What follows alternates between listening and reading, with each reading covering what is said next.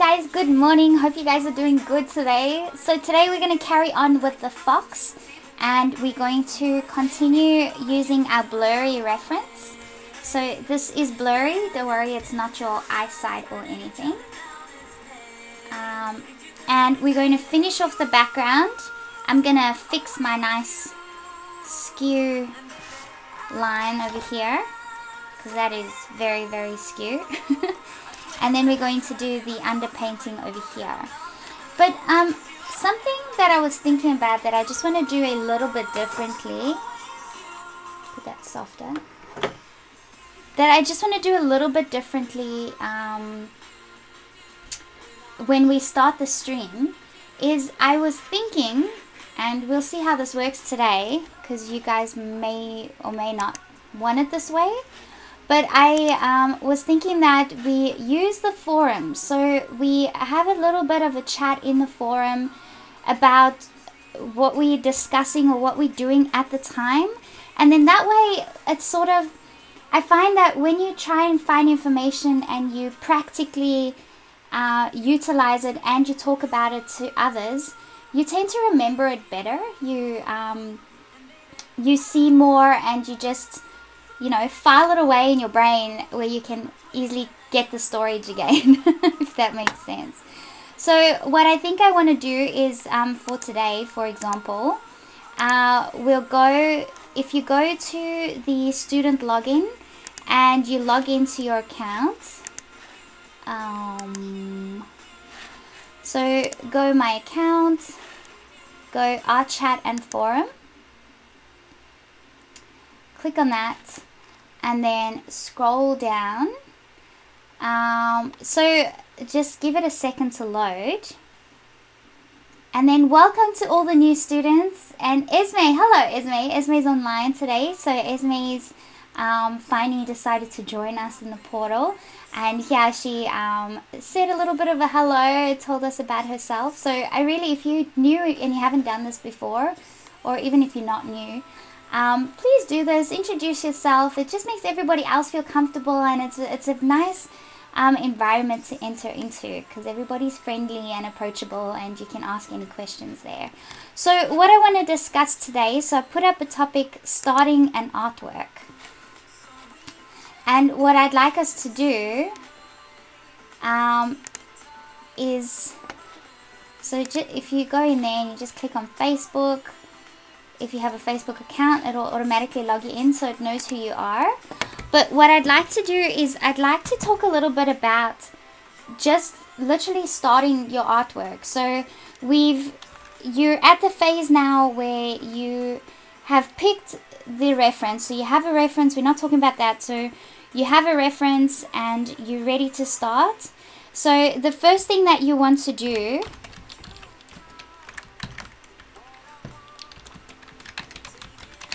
is decide, oh, I need to cut my nails, I'm typing two keys at the same time. Decide how you want to apply your outline. So do you want to use freehand, vector lines, grid, or transfer?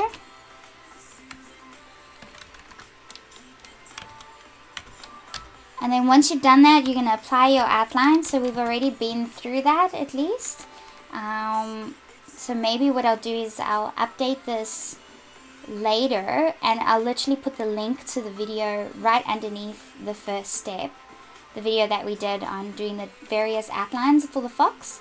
The second step, and this is what we're going to do today, and this is why I sort of want to talk about this during the time of us actually doing it. So feel free to hop in here and comment away in the forum while we're doing this, and we can get talking about it. And if you've tried some of these suggested topics and you're having trouble with something, then put it in the comments, because if I don't answer it, it's more than likely that one of your fellow students or friends will answer it as well, or they'll feel the same, or whatever it is. So it's just good to start talking about it.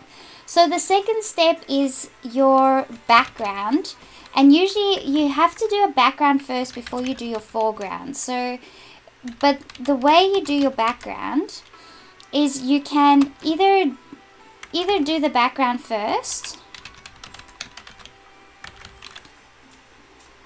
Actually, let me not complicate it. We'll say that you have to do the background first, because the reason we want to do the background first is because if we're going to put something in the foreground, especially something that's got fur, the fur needs to look like it's in front of the background, not that you sort of cut the background in between the fur and then it looks like you've sort of copied and pasted the drawing over the top, if that makes sense. So you have to make it look like it's blending in with the background, and in order to do that you have to do the background first. It's very hard if you're doing soft fur and stuff and then you're adding the background in afterwards and you're trying to get the background to look right between all those tiny strokes of fur. So it's just much easier to do the background first. So the second step is your background, and you start the background as an underpainting, which is what we've done already over here, what we've done with the fox. Let me just go back there. So what we did with the... So that's what we've done already over here. The first step to our background was getting the first layer in there. So whether it's a blurry background or detailed background, it doesn't matter. You sort of want to have the same approach as your main subject matter. So if we're doing a background, our background is blurry and it's going to stay blurry. So this is the reference, the actual reference. And the background is blurry, and that's how we want to keep it. We want to keep it soft.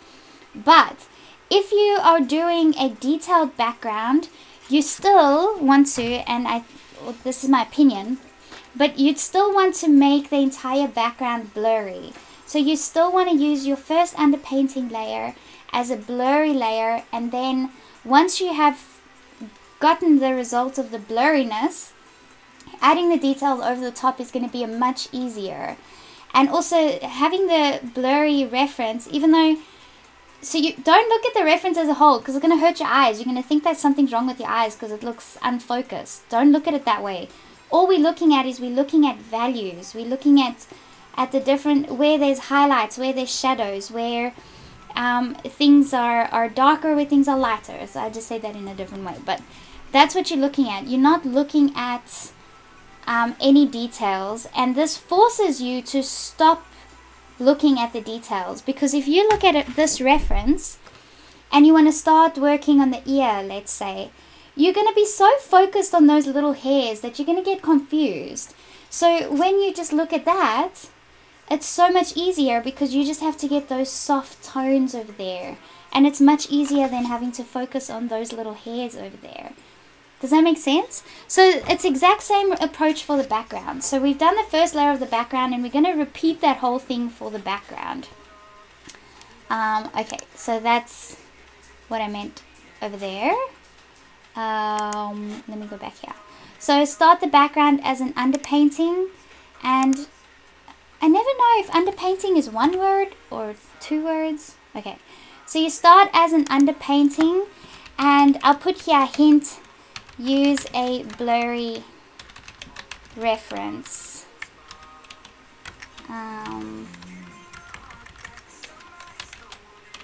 Reference for first few layers. Okay. And then still with the background, then if there are details, add them after you have applied the blurry version. That makes sense. Okay, and then the third step, you do the same thing but for the main subject matter. So use blurry reference to establish the base layers of the main subject. in the foreground.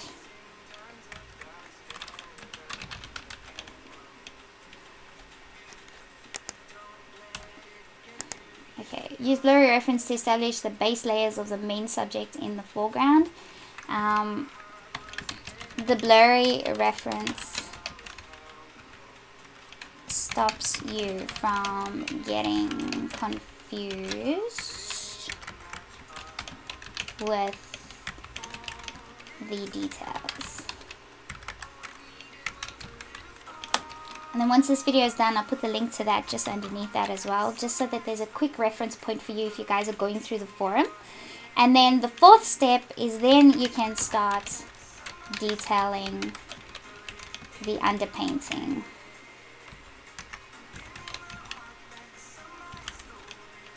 The underpainting being, you know, the blurry part of it, the blurry version.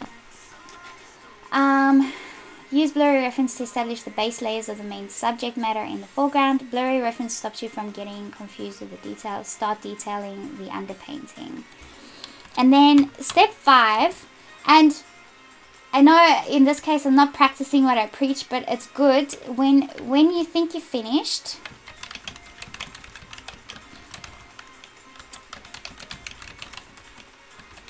Step away from it for a day. Then come back and add the finishing touches. You'll be amazed at what a difference that step makes. And I don't do it enough. I don't do it enough. So it's, you notice things because when you get to the end of a drawing, let me submit that. When you get to the end of a drawing, you're sort of at the point where you really just want to be done with it. You're excited, you see the end goal, you see the end coming, and you're like, oh, I just want to get this done. And then you think you're done, and then you don't do anything. You take a photo. I would suggest that you take a photo and then leave it alone and come back the next day and have a look with fresh eyes, because then spending an extra half an hour or an hour to add those extra details isn't going to feel like much to you. And you add those extra details, and then you take another photo at the very end. You'll see what a difference just that step makes. It can make something go from looking really nice to extremely good. That's what a difference it can make. So I would highly suggest that you do that. And I do admit I don't do it enough, but it is something that's worth doing. And the reason I don't do it enough is because I always have the next project sitting right here by me waiting for me to start. So that's my excuse. But if you are not teaching or something like this, then it's not a step that you should miss. I think it's a very, very important step. It can make the world of difference in your artwork. Okay, so that's that part. And then feel free to go ahead and add to the forum. I'll come and have a look every once in a while during the stream, or at the end of the stream. I'll come and have a look at what you guys have said, and then maybe we can just cover any extras if we've missed it during the stream. And then this is the place to do it. So I would really appreciate if you guys utilize this forum. That's what it's there for. We want to talk about all this stuff. I put some other, what else did I put on yesterday? Let's just click on all for a second, and then we'll get into the drawing now. Oh. Let me just let it load.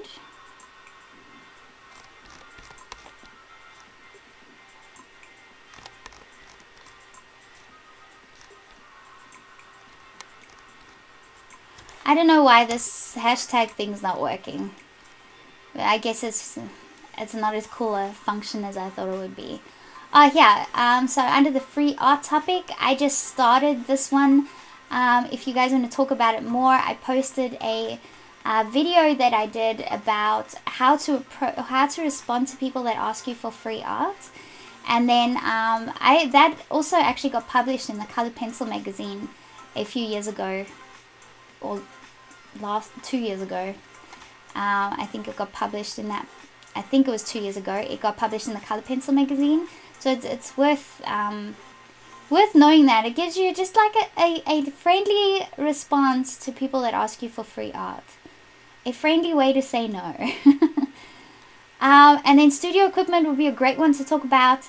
I have been meaning to list everything that I have there with links to where you can get them. Jackie was asking about this one, so this would be nice if you guys have any more ideas. Jackie was saying, does anybody have a good tip when taking photos from your own references or taking photos of your art once it's finished? So you can put that there.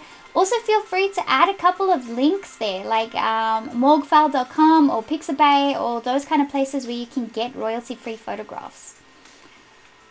Creating videos, you can talk about, if you want to know more about creating videos on YouTube and stuff like that, that's the place where you can ask that. Having any problems with art, you can put it there. I just put a little thing there with an old blog post I did on what to do if you get any negative comments. You get the gist of it. Okay, so please use it. We're going to use it, and we're going to try and use it before each video, just so that we can clarify the topics that we're working on at the time. Okie dokie. Radio. So let's get started with this. So I've got my palette just at the top of me over here. Those are the colors that I took out, and I made a separate tray of them. So I took the colors out, made a separate tray, and these are the colors that we're using for the background, the underpainting background. And the way I found those colors was by using my swatches. So now I just want to repeat what I did in the first layer, which you guys can watch in the previous video. I put that there. But, excuse me, before I get started, let me just see what you guys have commented. Hey, there's a couple of you on today. 12 of you. That's good. Hey, Amal. Hey, Jamie, Luella. So that was on the student portal, and you click on art, chat, and forum.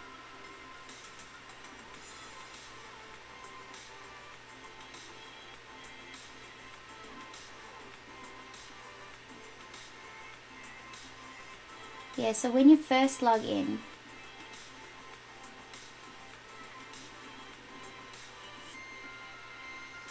okay, you got it. Very good, very good.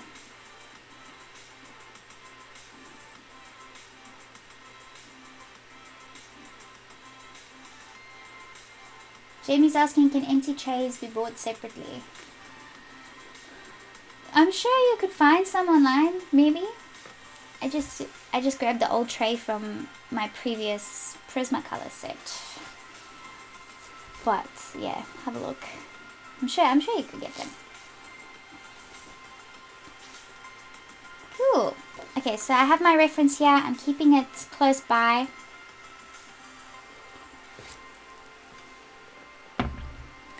Just at the top of my artwork, so that I can see it all the time. And then starting my watch timer so that I don't forget to record.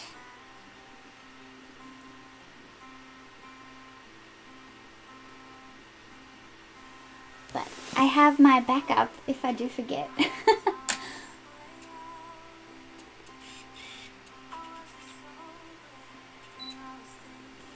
It's such a unique way to remember someone in the group, isn't it? Oh yeah, she's the one that always says camera check, camera check. Okay. Let me get comfortable. Rightio. So this line here, I made it pretty freaking skew. So that's supposed to just go straight down from there. Mine is, I don't know, decided to curve. Have a curve. The top part of it needs to actually extend to there. So I made it too narrow, which is fine because I just have to go darker there, which is good. I don't have to go lighter, so that won't be a problem for me to sort of fix that up. So I'll do that section first. So I'm using the Payne's Grey number 181. and I can see that I need to go further with it according to my reference over here. So about there, and it does go at a bit of an angle. I'm just using the side of my pencil, and I'm not pressing hard, and I'm holding the back of my pencil. And the reason I do that is so that I don't put too much pressure on. So if you're heavy-handed, hold the back of your pencil, and then that forces you to not be heavy-handed.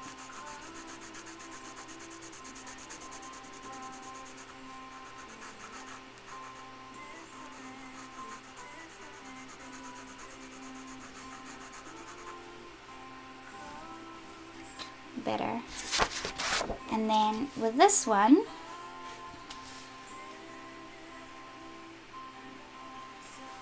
so that just needs to pretty much go to there.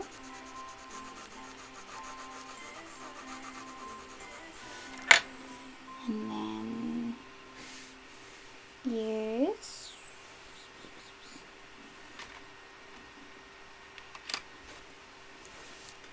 some of the ivory, number 103.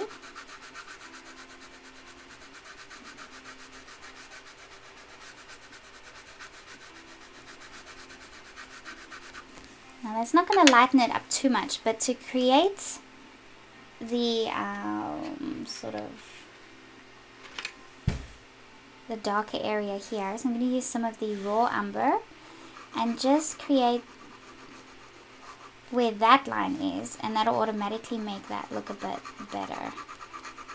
Again, I'm still using the side of my pencil.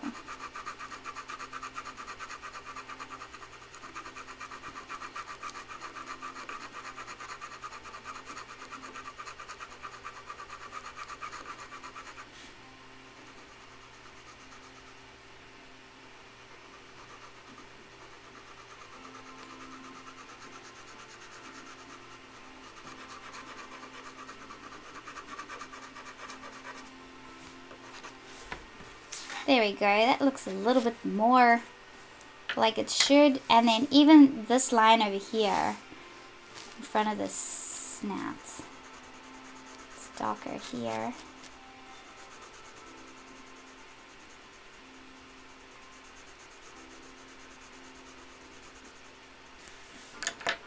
And I went too wide up here, so we'll use some of the raw umber again.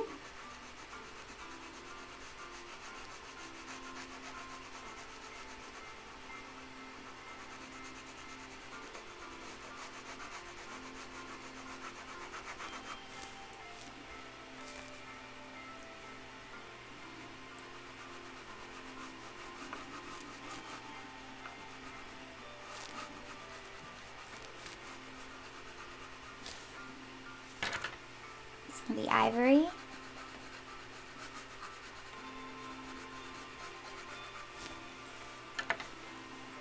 Okay, that looks much better. Okay.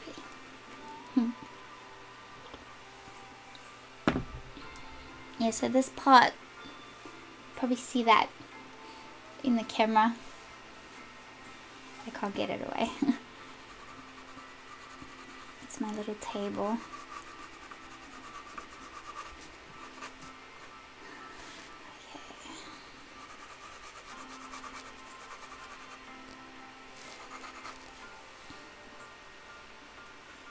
Okay, so since we started to work on that section, I'm gonna go and do exactly what we did in the previous tutorial.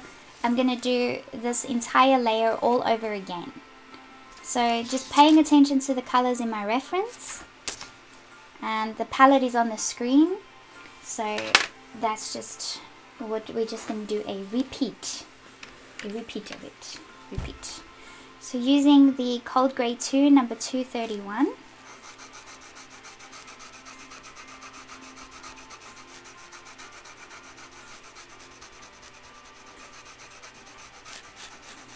Just adding another layer. It might not seem like much of a difference when you're doing this, and you'll find that because it doesn't seem like much of a difference, you are going to want to apply more pressure so that you can see the difference. Don't do that. You are, if your pencil is touching the paper and you're rubbing on the paper, it is applying to the paper. It's going to show up when we put the solvent down. It's going to show up brighter and stronger. So don't use more pressure just because you can't see that change yet. And that's actually a very important point. I think that's what a lot of you have been doing. But I've never actually worded it in that way. Between layers, stating that don't press harder just because you can't see that difference yet.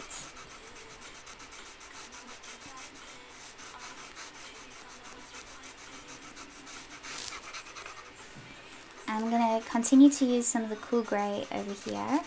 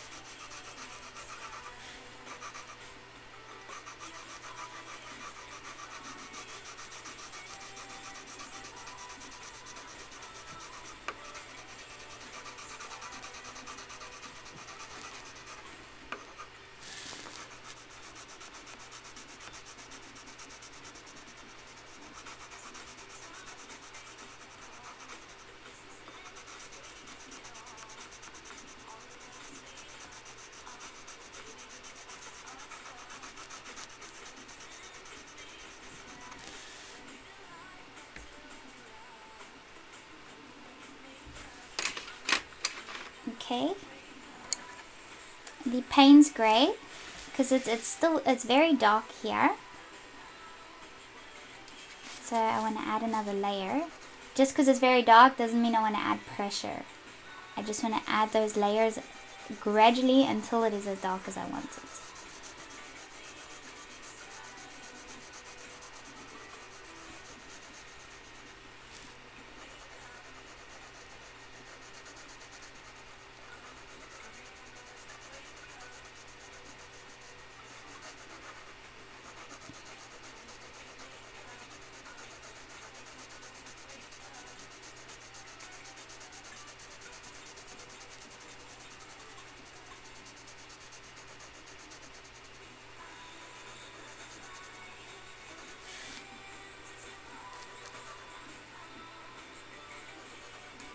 So the fur actually goes all the way to here.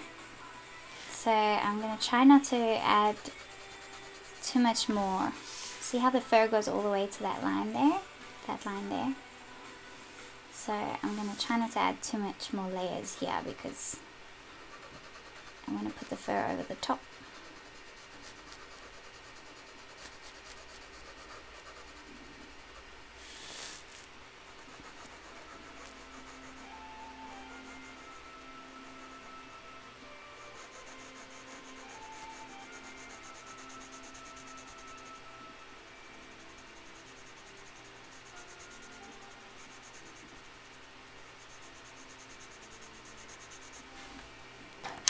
Trying to be as messy because it's not easy to erase colored pencil. So I need to be more careful as I get closer to the fox.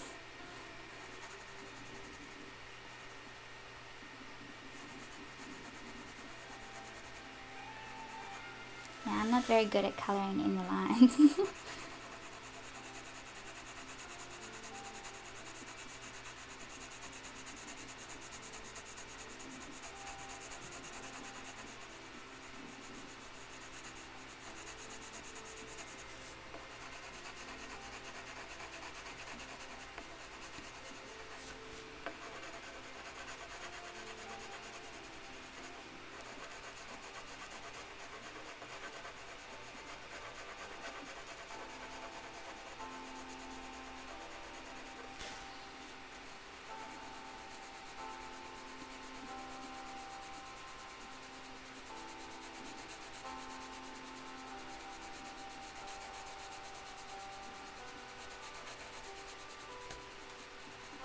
See how you can't see any like specific pencil strokes. It's all nice soft blending.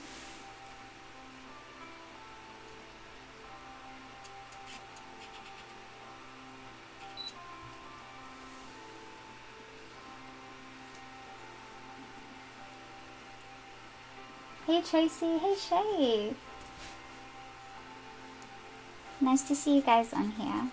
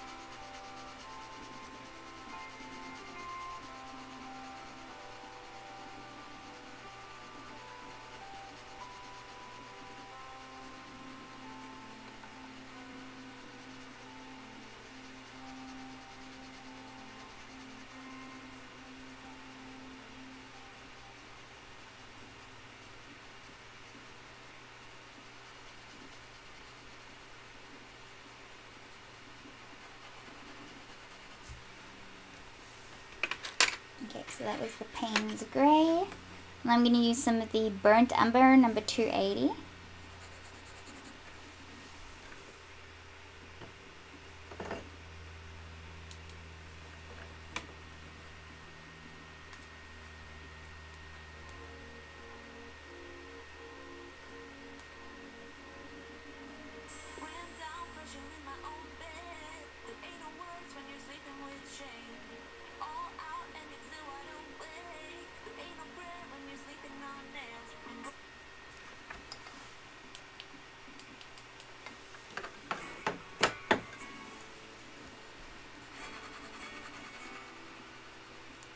Yeah, Esme, excuse me.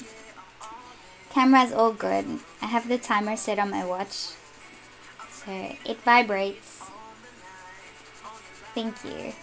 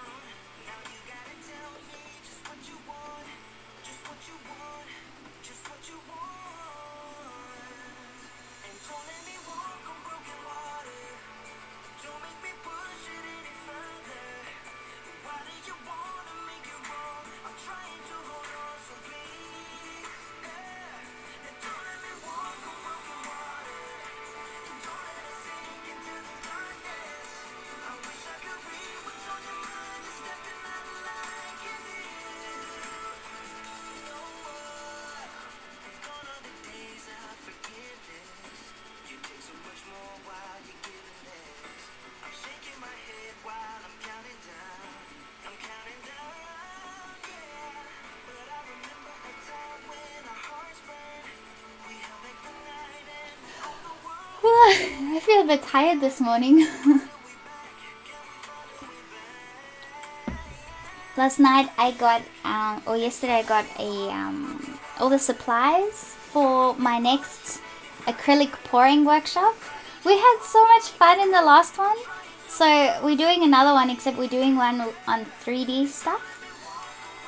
And yeah, so I got the stuff yesterday and last night. So Vinny went to work, and then I was like, I don't want to do anything specific, but I want to do something. And I was like, well, let me try. I want to see what it's going to look like if I do these little boxes and stuff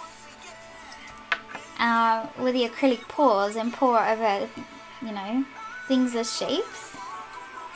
And I'll show you. It looks so cool.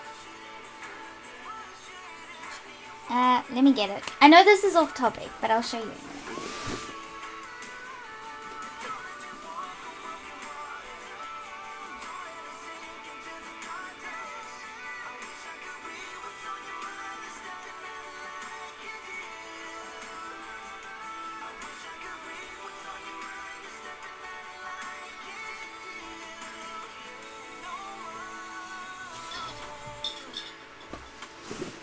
Check this out. Doesn't that look so funky? So I just glued a box to it like that. And then I did this round one. So it's so cool. I can imagine you getting like super creative with this and, I don't know, putting a little, you know, sculpted little model with a fishing rod sitting on the side, or I don't know, maybe do some paper flowers and stick the flowers around. You could make this look super, super cool. And you can make such nice personalized gifts out of them. So yeah, they were so much fun. So I did that yesterday. Did it last night. So I ended up being up pretty late because I just couldn't stop. It's a very addictive thing. But I had my phone recording it, and I did like a little 30-second clip. So what I could do next time for you guys, if you wanted to see, because I know some of you guys want to see, but I don't want to set up all my camera equipment to show you like properly.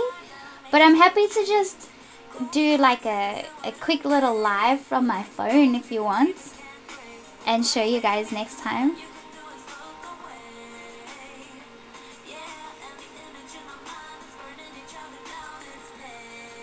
So yeah, it was super fun.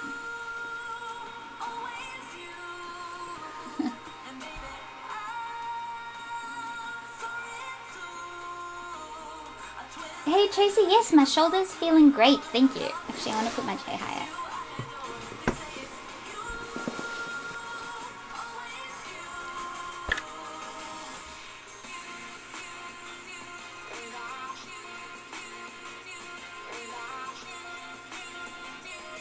So this is A4 size, if that's what you're asking.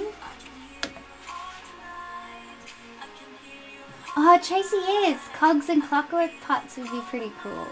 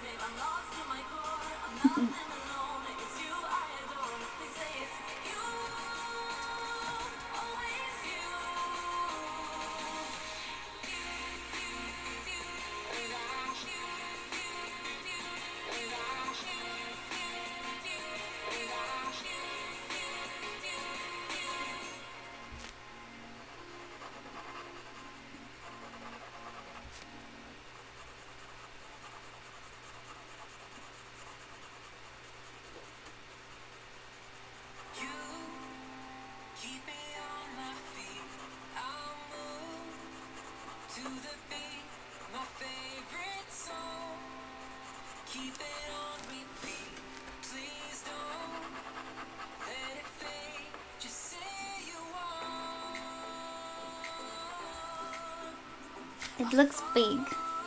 Well, this is a normal printed. It just looks big because it's zoomed in like that. So this is normal print, well, photo paper, just normal printing size. I think those in the US call it letter size. We call it A4.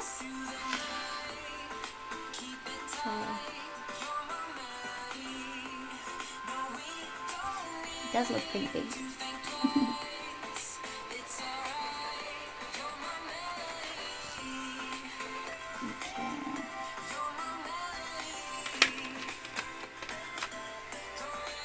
It's going to be light yellow ochre 183.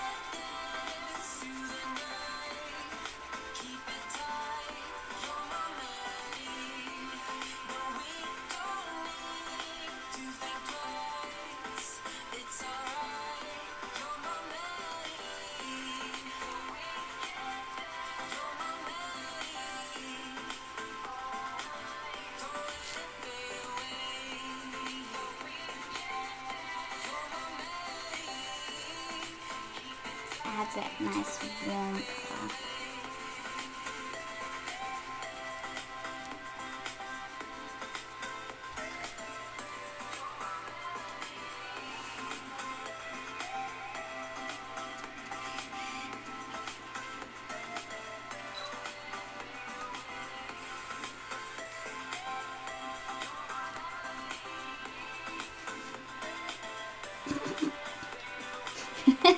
Jamie.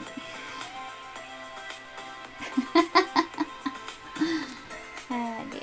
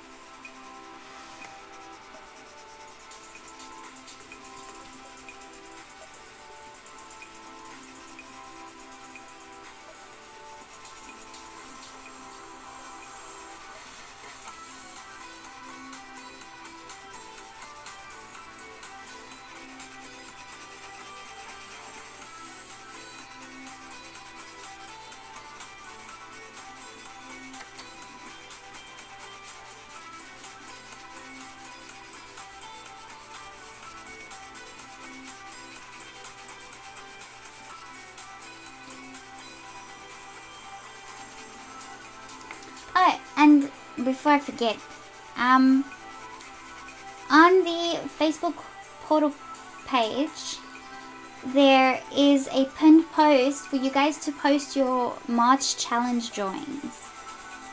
So you can start doing that now, and then you may have seen that in the monthly challenge tab. So as you log into the student portal, you can pick art chat and forum. you can pick the student portal, you can pick the monthly challenge. So if you click on monthly challenge, you'll see the entries for this month are in there. So if you are going to enter anything, enter it now, and then when you enter it, I will post them in there so we can start talking about them then already.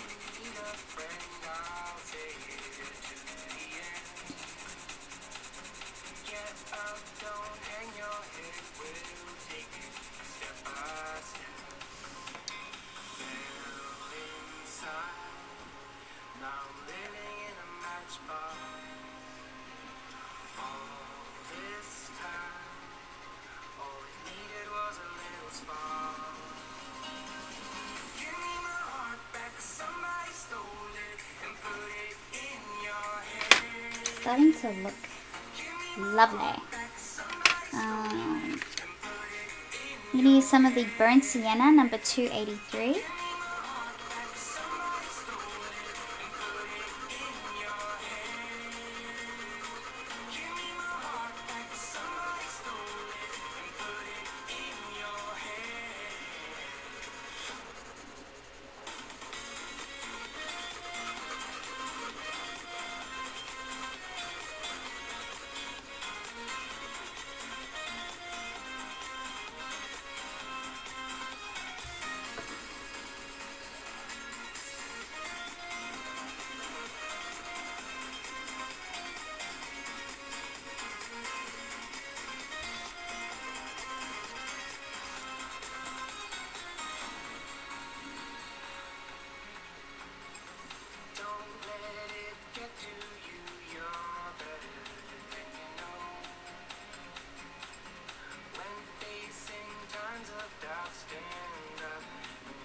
Yay, Mojin's entering the fox. Awesome.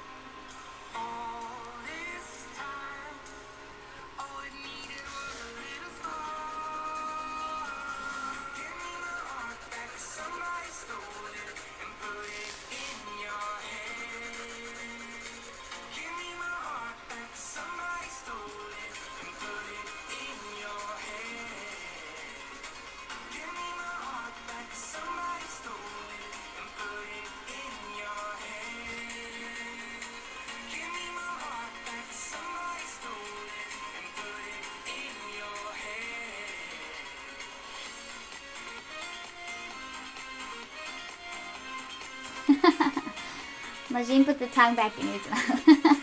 I like it. I think the tongue is so cute.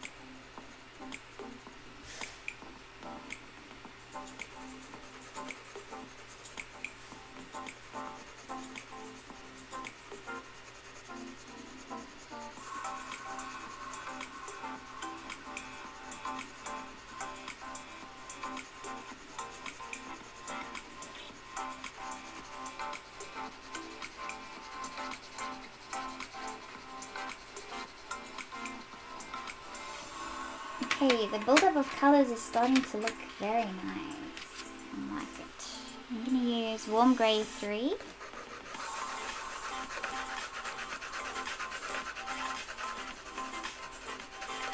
I'm looking forward to blending it in.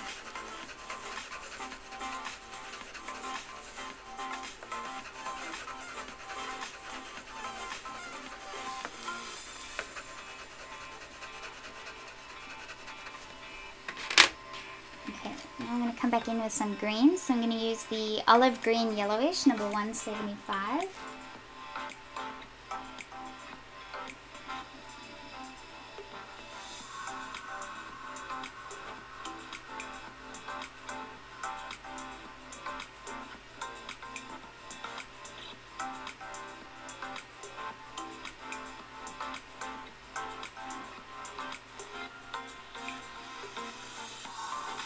Diane saying she's done the first underpainting of the fox background, but thinks she'll need 3 layers. I didn't have enough pencil down. Yeah, so gradually layering like this and then comparing it to your reference to see if you've layered enough is a good way to go. Sometimes with a background we tend to skip out on doing too much for the background because it's the background. But if you put just as much attention into the background as what you do in the main subject matter, it will only benefit you. You'll end up having a very, very good picture.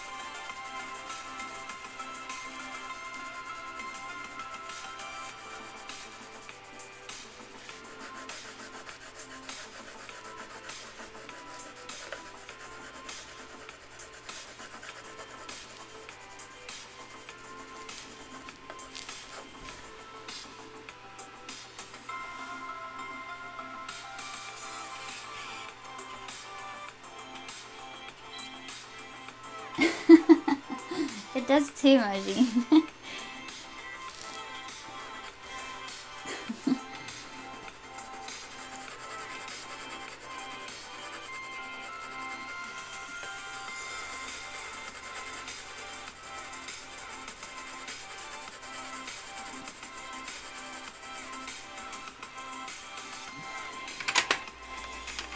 Okay, using some of the Cold Grey 5, number 234.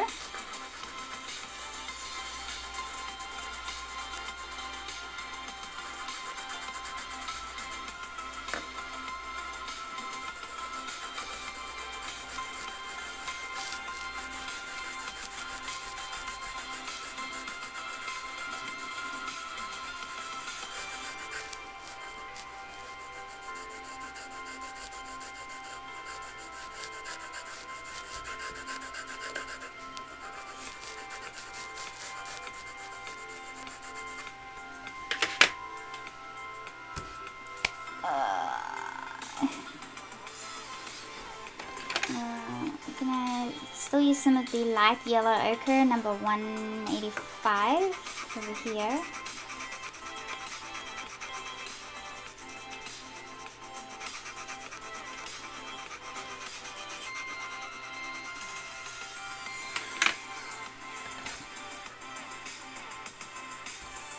Okay, let's blend it in. So I'm using a big brush, number 6.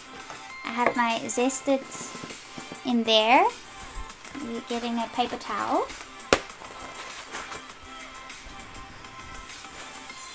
to dab off any excess.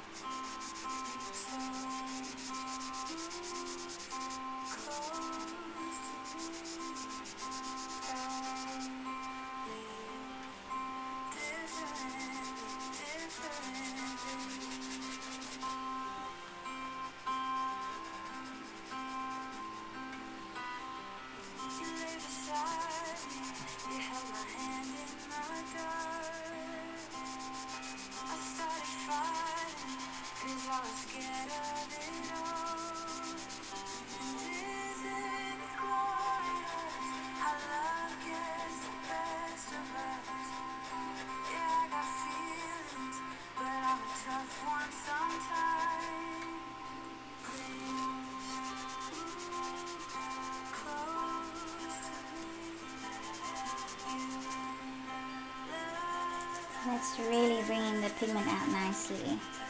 We're getting to the intensity of color that we want.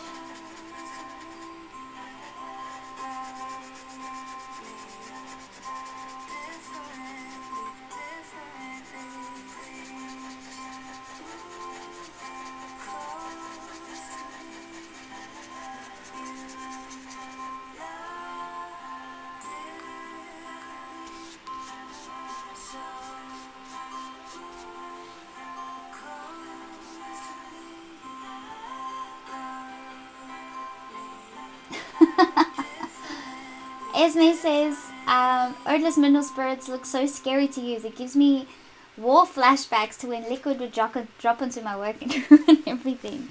Well, look at what I'm doing. It's not... I'm dipping the tip of my brush. I'm dabbing both sides down onto my paper towel.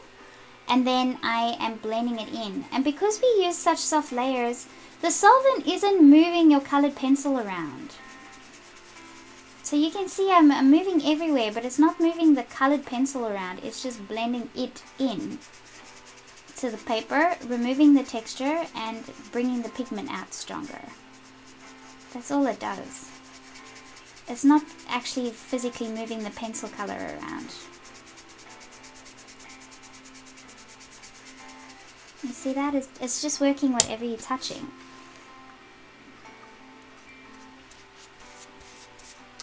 There's no way that you can really mess it up. You just don't want to use...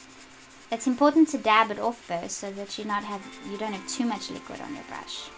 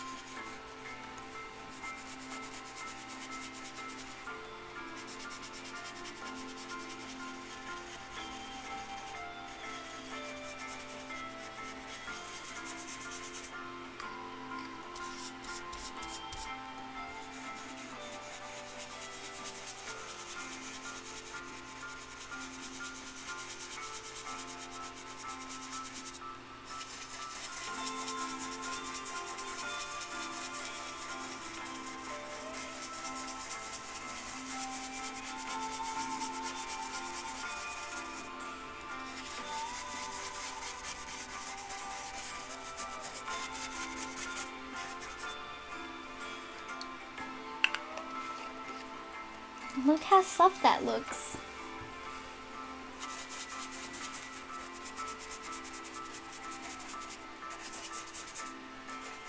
It looks great. I love it.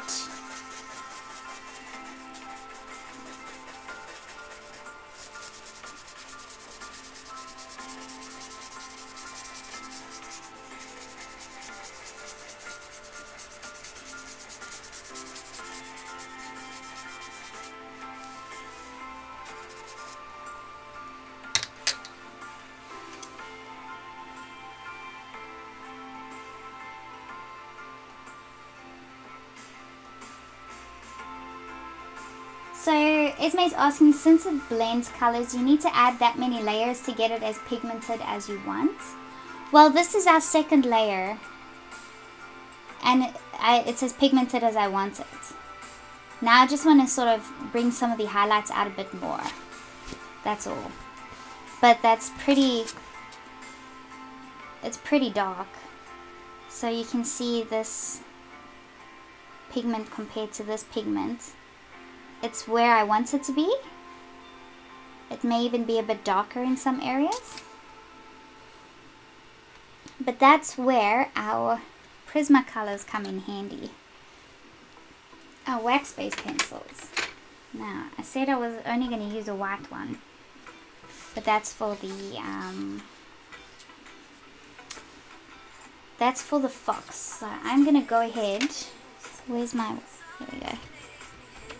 Get some of my Prismacolors. I just want to get a white and a cream color. I think I'm just going to grab the cream color and then just use those two to bring out the highlights in the background.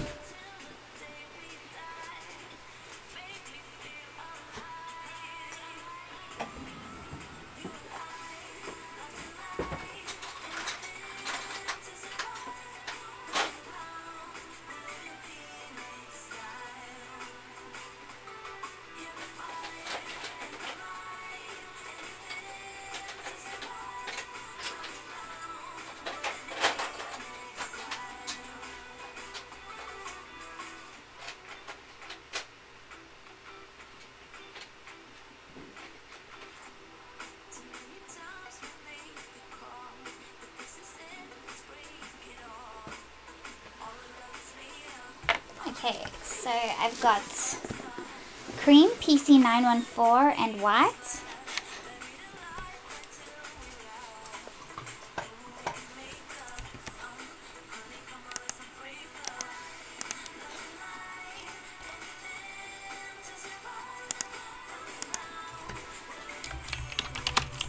Cream, PC914 and white, PC938. Okay, cool.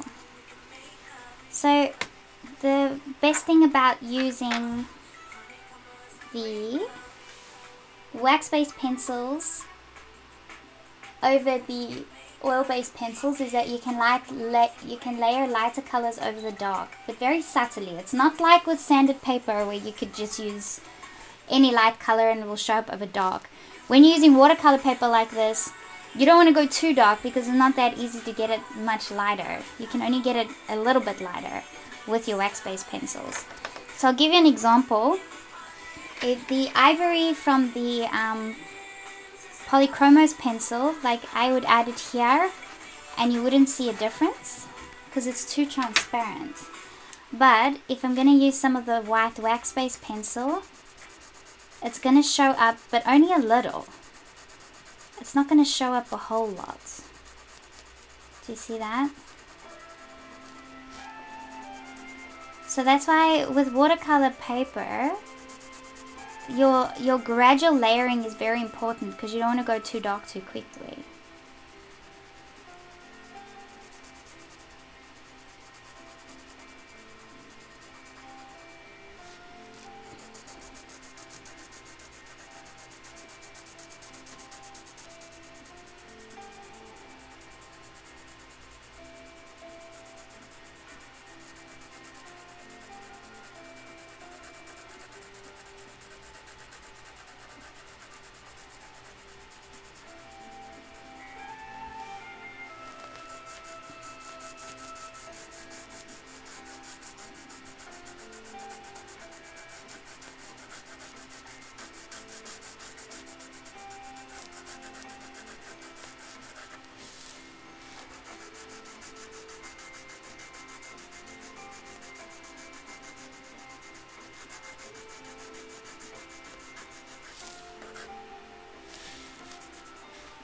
Okay, now I want to use some of the cream.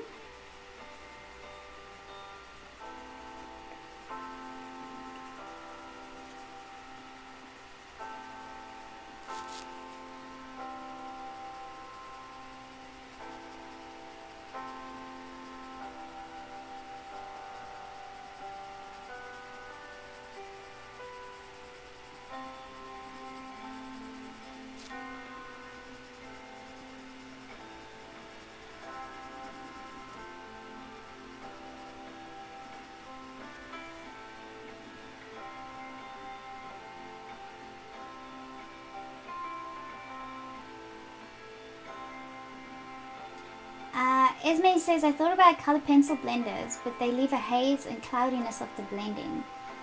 Yeah, they do, which is very annoying, and it stops you from adding layers on the top of it. Mineral Spirits does not do that at all. No, if anything, it does the opposite. It brings the brightness of the color out more and makes it look smooth. And it doesn't ruin the tooth of the paper, so you can continue to add layers.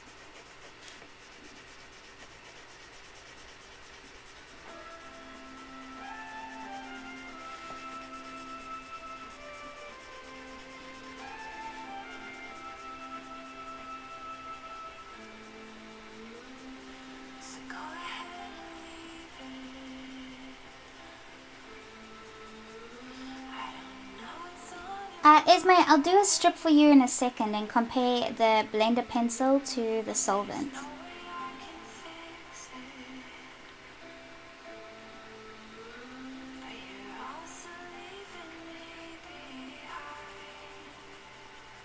A strip of paper. You know what I mean.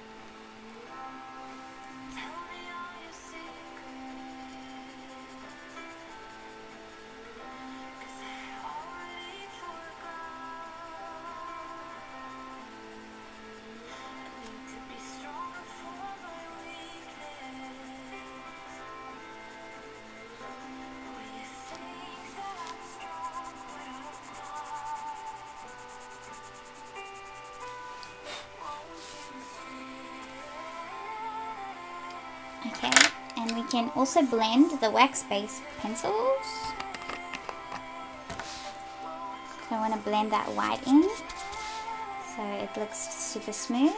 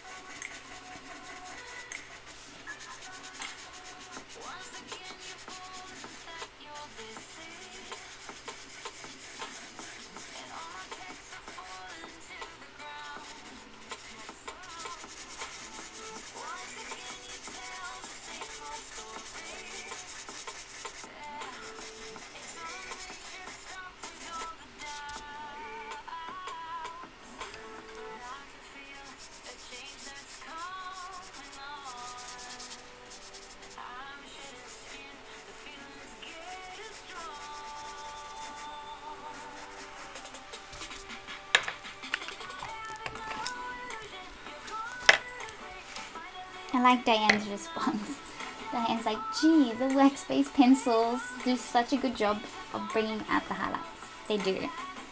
They do. So this, I want this to be even lighter, so I'm using my cream color.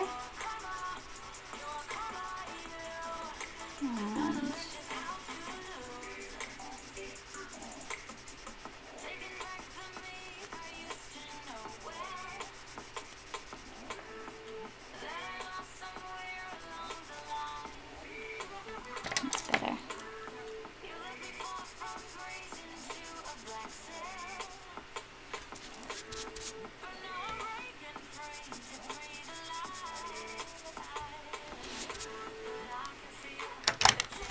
Okay,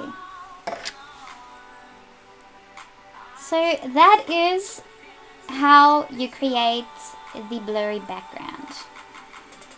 So when we put the pieces of fur over the top of the background, it's going to look like it belongs, look nice and soft. So this is the reference, and that's the background.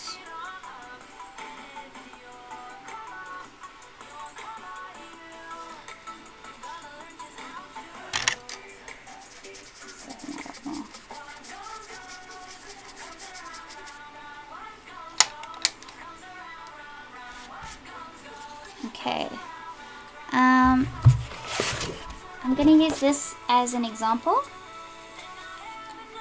with using the blender pencil and the solvent.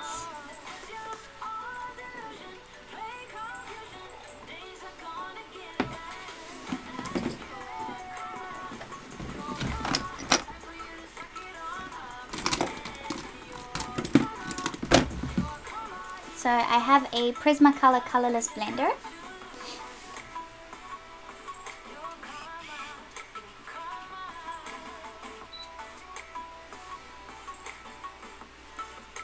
I'm just going to sharpen.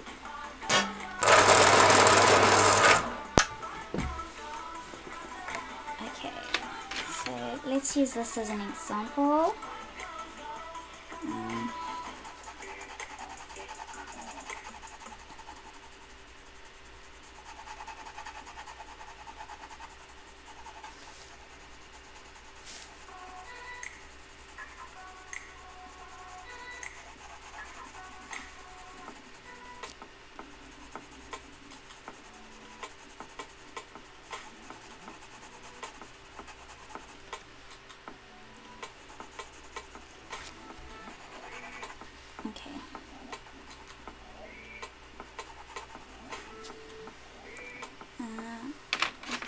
add a couple of colors.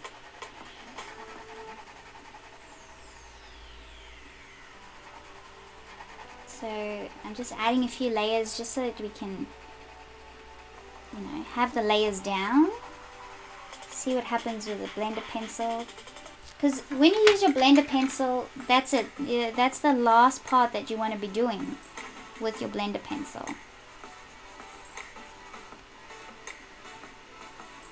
You can't do any more over the top of it once it's done, because you're burnishing it in. You're destroying the tip of the paper. That's it. It's sealed. Okay, so let me do this front bit with the blender pencil.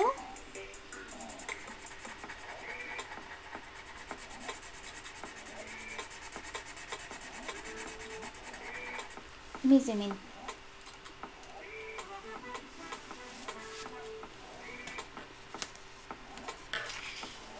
Zoom in real close. There we go.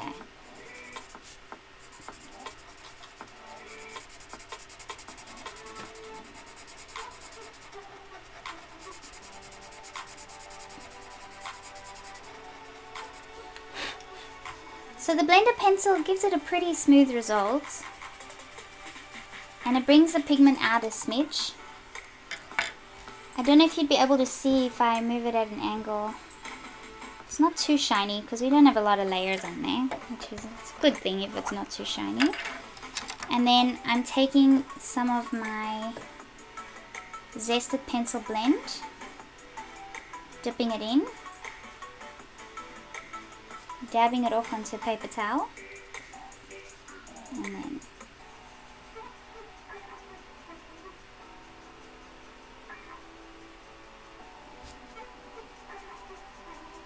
blending it in.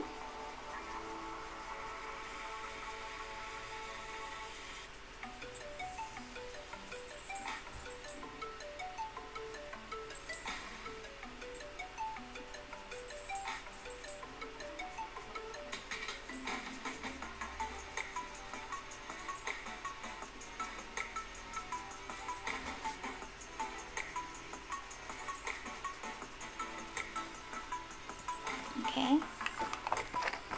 Now let's say I wanted to add another layer.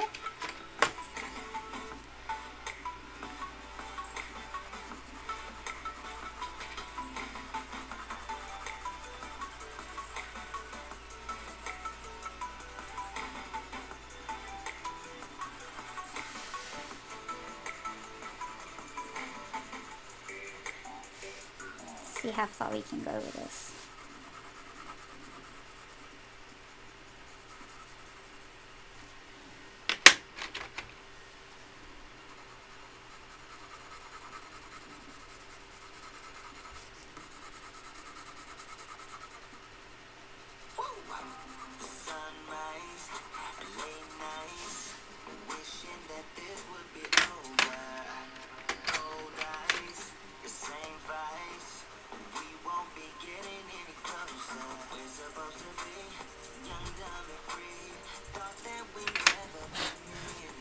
So I'm already getting a wax bloom there. It might be very hard to see. Okay, so let me blend the one side in with the solvent.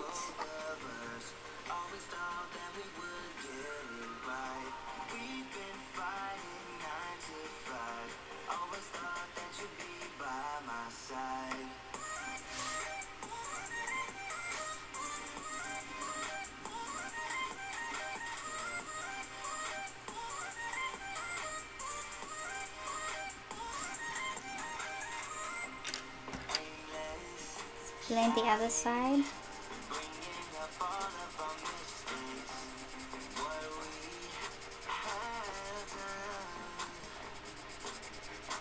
can't really layer over the top. It's going to start moving around.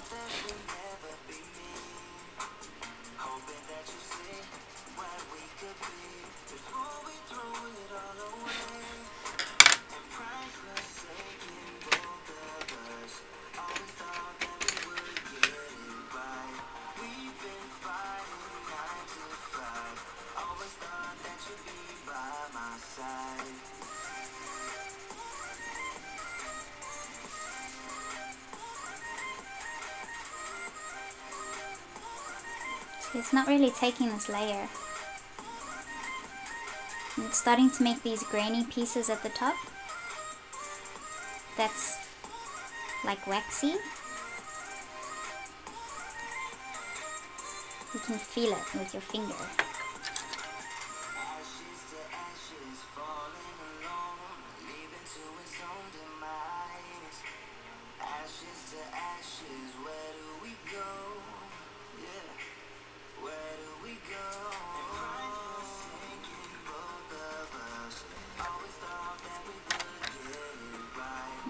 Add a layer of white.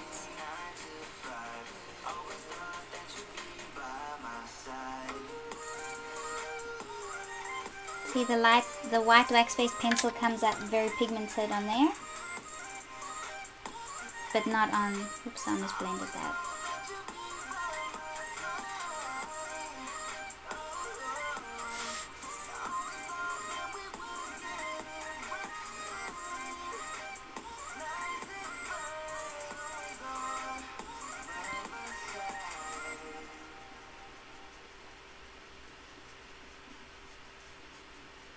So you can just continue to layer and layer and layer and layer as much as you want over the top of this. So let's say we wanted to create some fairy bits. So we want to add some highlights or pieces of fur with a wax-based pencil.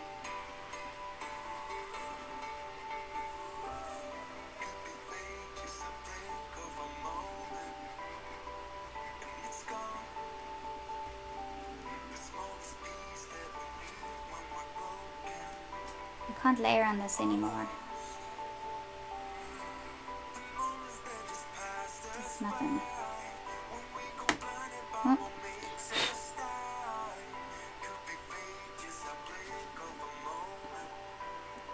So I don't know, like, because with a blender pencil, so you're gonna blend, let's say, okay, so I'm getting all my layers down now.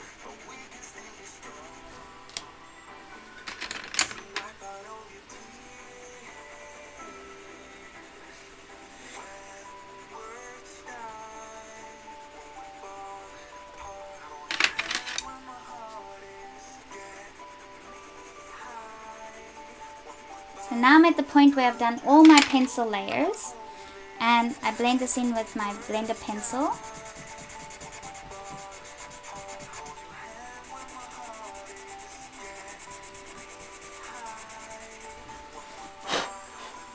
That's as far as you can go with it. Let's do the same here real quick.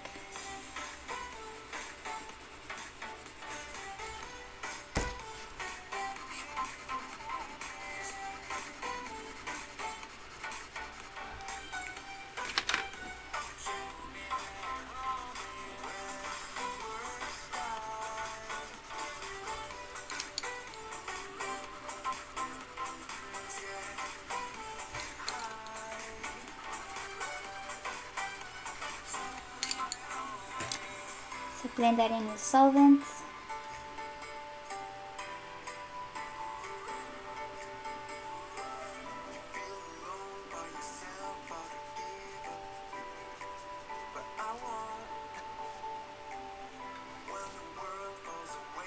And I can't keep layering on that, but I can keep layering on that if I wanted to. Because I haven't lost the tooth of the paper, I haven't pressed anything. And I can layer and layer and layer like that as much as I want. It's not going to be glossy in the end with solvent. But with the blender pencil, you're going to look at it at an angle, or you're going to have light reflect on it, and you're going to see all those waxy bloomy marks. So I do not like using a blender pencil at all. I hope you guys could see that enough.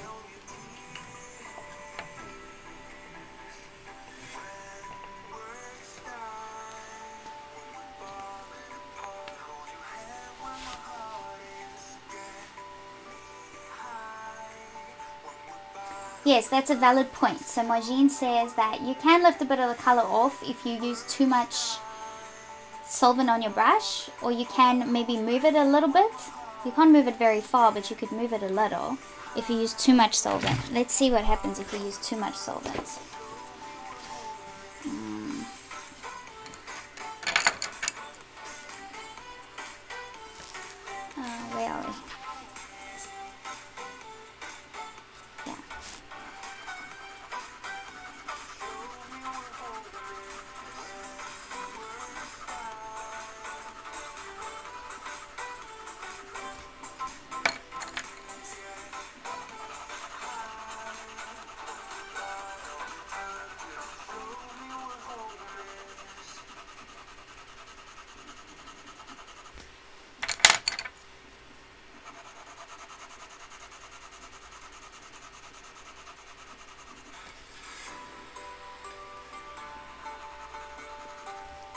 Okay, so now I want to use too much solvent. So let's just dip it in.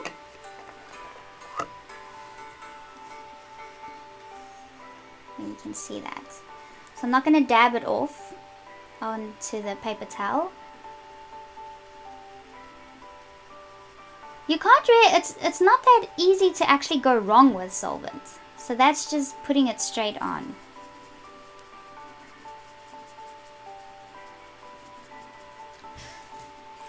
Oh, I hope this doesn't go through. No, it's okay if it does.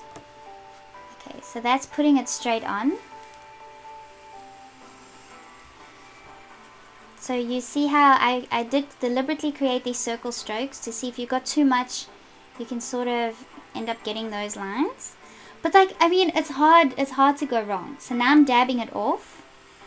And if I create those circle strokes after it's been dabbed off, it's not going to move it around as much. You see, because you want it to, you're dabbing it off, it's not as wet. So it can't move it further than what's underneath it. Does that make sense? So you have more control if you have less on your brush. You're better off having too little than too much. And then here you can see it's already getting too dry because nothing's happening. So then you just add a bit more. So too much solvent on your brush isn't going to cause a disaster. It just, you end up getting little textured strokes. That's the only difference if you have too much solvent. And obviously it'll take a bit longer to dry. But if you have less solvent, you just have more control over getting a real smooth result. But it's not that easy to go wrong with solvent. So, but also keep in mind, this is on watercolor paper that I'm showing this. So this is, it changes completely when you change your paper types. So when we use solvent on sanded paper, it's a whole different technique, a whole different issue. So when you're using solvent on sanded paper, your brush has to almost be completely dry. That's how little you use, otherwise you'll move it straight off the paper. But with watercolor paper, you can't go wrong with watercolor paper because it's so absorbent. So even if you use a crap load of solvent on the watercolor paper, you probably will be okay. But if you use a lot on sanded paper, it will lift right off. So you have to play with it. Okay. Right, so let's start with the underpainting of the fox now.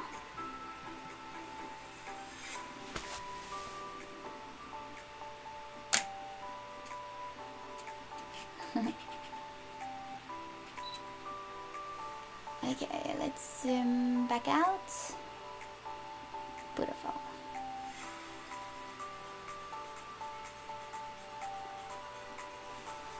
Rightio. So I've done my background. Now I want my palette. I want to find my palette. So I'm going to put these pencils that are used for the background back. Although I know already I want to keep this color out. Let's see if there's other colors I want to keep out. I want to keep that one. I want to keep the Payne's Grey. I want to keep this. So there are actually a few background colors in the fox. Even these greys. Okay, so there's a few here that I want to keep. Even this one grey here. Okay, there's a lot that I want to keep. I want to keep these. I'll rearrange the palette in a second. So I'm going to put these away. So I'll take them off of the color chart. So I'm putting away the olive green yellowish.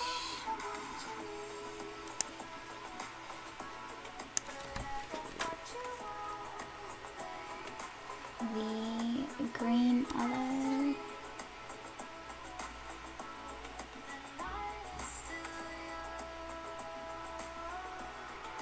Permanent green olive. Oh, I didn't put the permanent green olive on the list at all. Oops. brown ochre. No, I think I want that in there. I don't want this one. Okay. The cold grey too.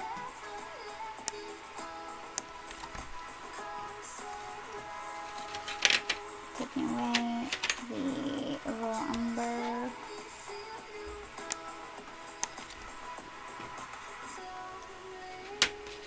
And the cold grey 3.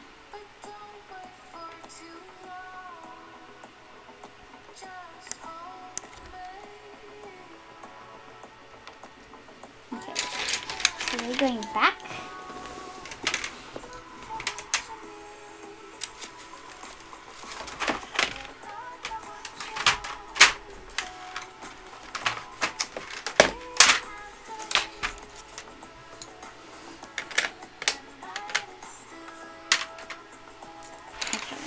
So I want to see if there's other colors in here that I want, especially in the oranges, because there's some beautiful oranges in here. So orange glaze.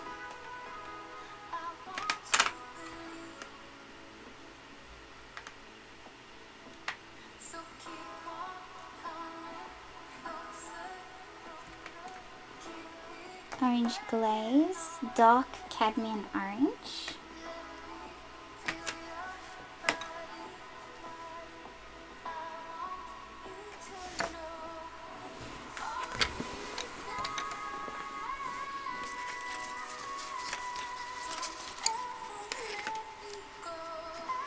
Terracotta, which we've got.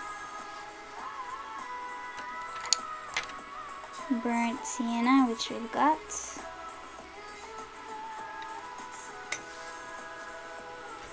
Van Dyke brown.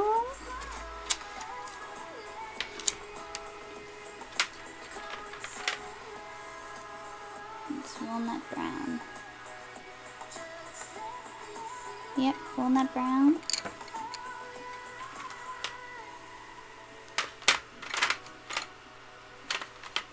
Van Dyke brown.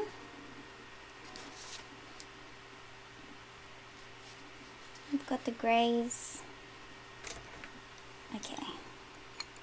So which ones did I just add? Burnt umber in there. So I just added 4 more colors.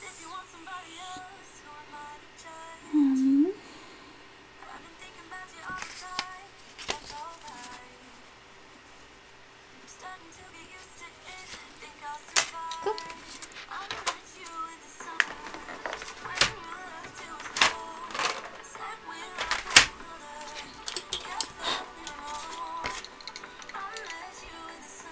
I'm just going to add the 2 oranges to the list.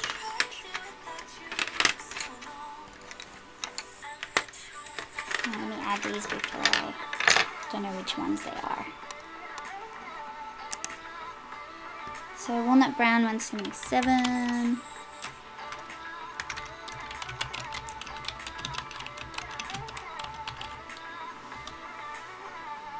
Van Dyke brown 176.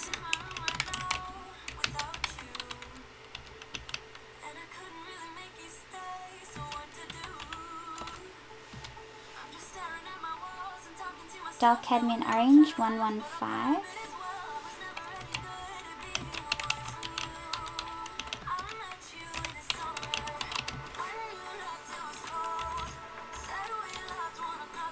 And orange glaze 113.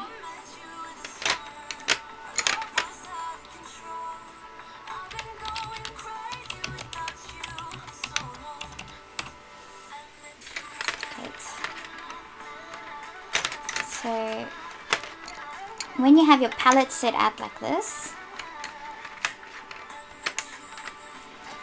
it makes it really easy to see.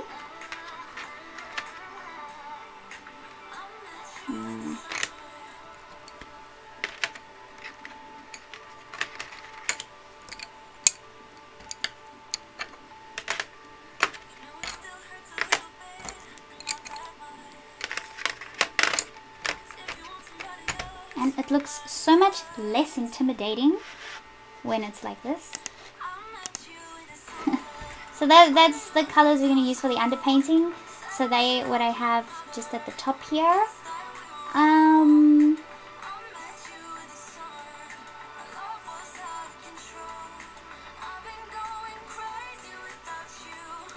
then I have my white there, but I don't think I'll be using the cream, so I can take the cream off of the list.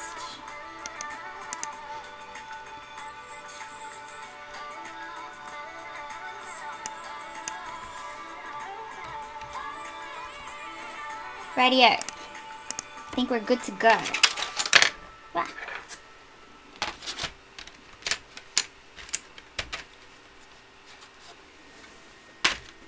They're close by. So let's work on the underpainting of, I don't know, I'll probably end up, I can't say which area because I end up just working all over the place.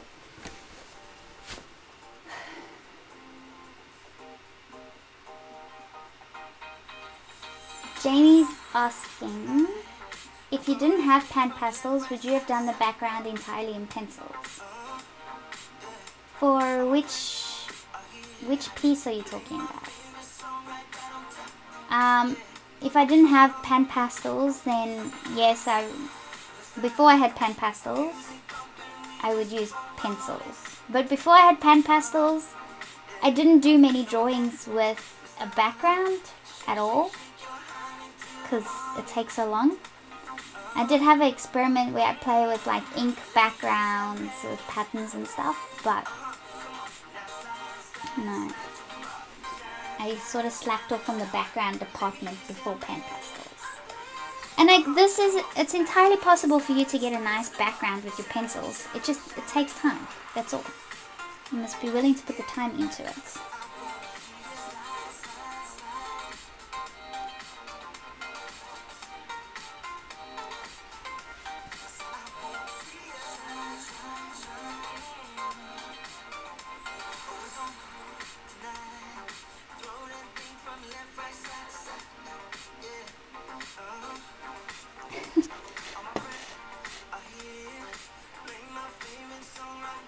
Esme said there are less white spots coming through from the paper from the OMS. Yeah, the whole point with the mineral spirits is it completely takes away the textured look of the paper. So it makes the pencil go into the indents of the texture of the paper, making it look smooth or appear smooth.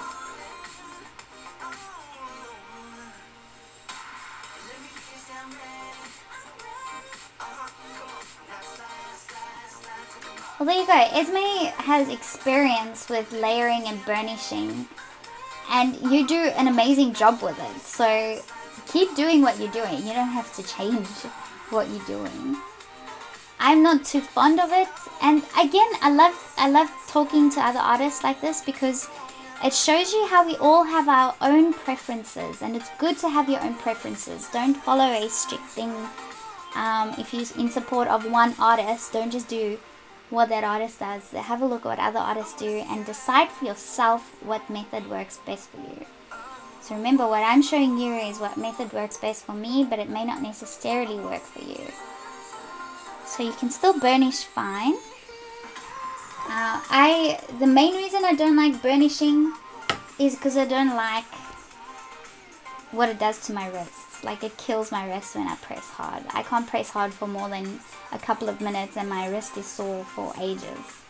So that's the only reason I don't like it. Well, that, and I just like mineral spirits too much to change my methods.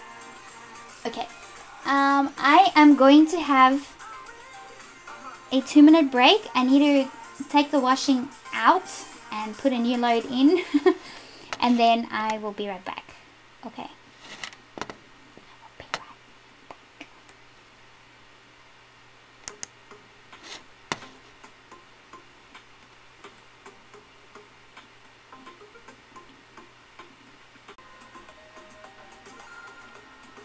Okay, I'm back. Rightio, let's start the underpainting. Let me open the window. It smells zesty in here.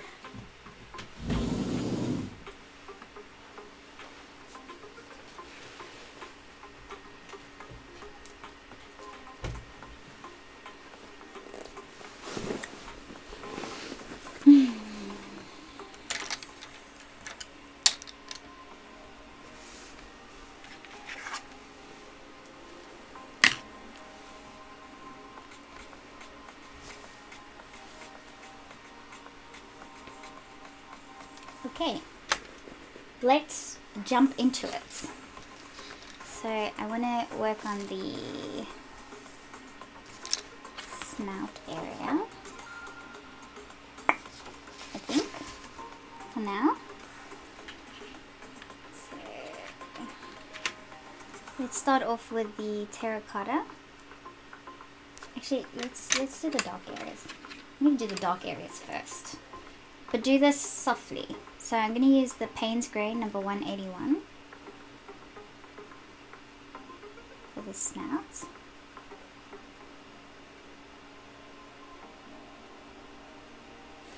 See, and when you're looking at your blurry reference, that's all you've got. You can't see the details. You're forced to ignore the details, which is going to help you a lot if you get distracted by the details.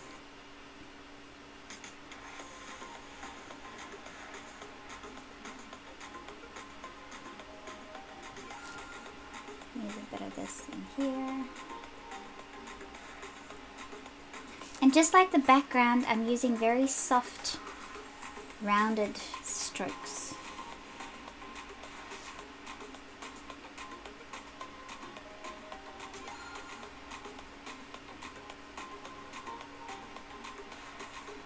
I'm not pressing hard.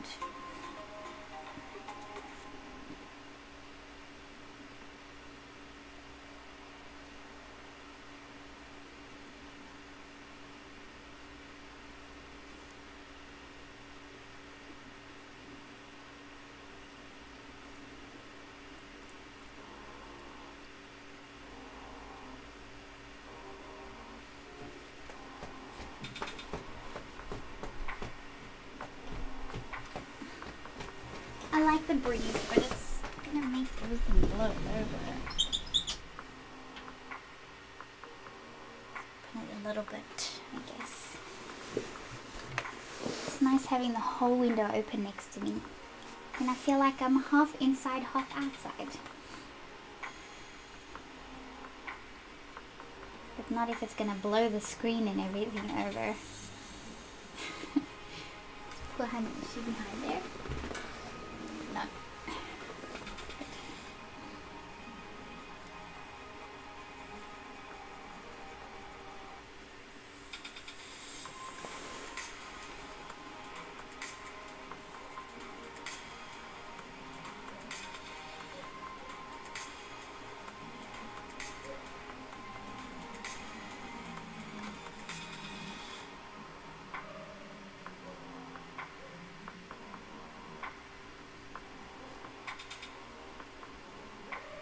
Luella says, be careful not to blow your image too much. Why not?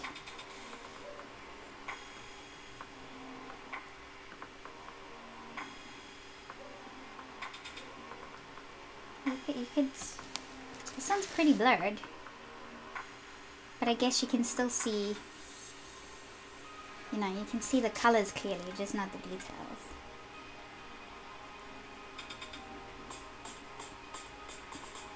But the same blurry reference is in the student portal if you're looking for it.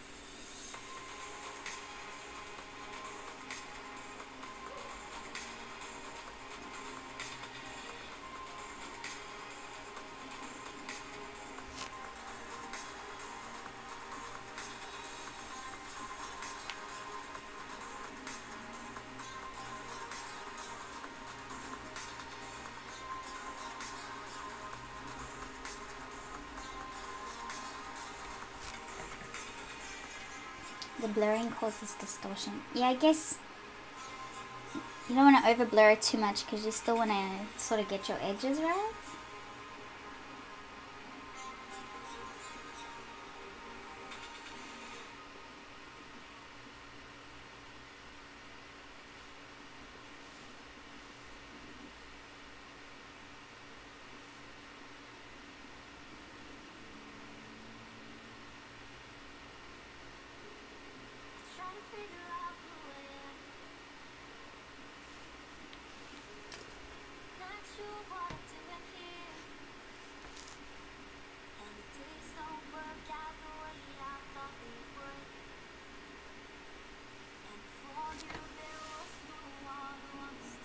Thank you, Machine. I was just thinking that as well.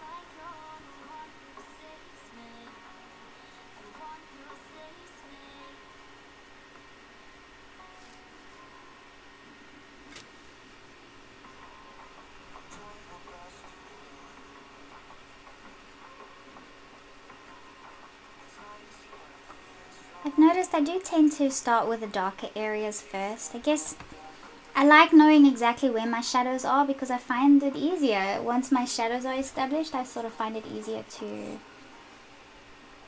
put in the rest. Although I'm still careful with my shadows not to go too overboard, especially with watercolor paper, because like I said, it's harder to get lighter with watercolor paper.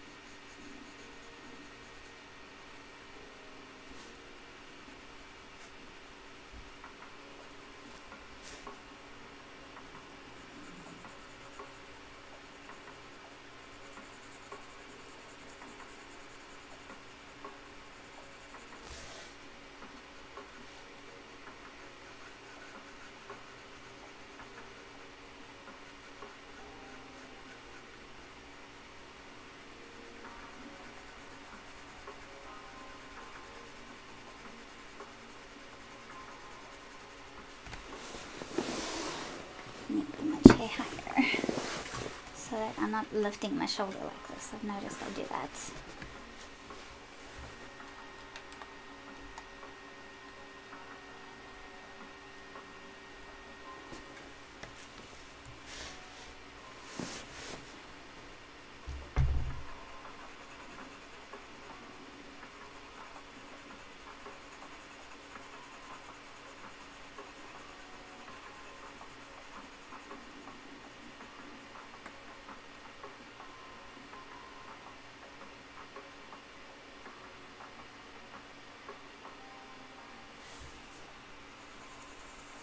Yeah, it was Rob.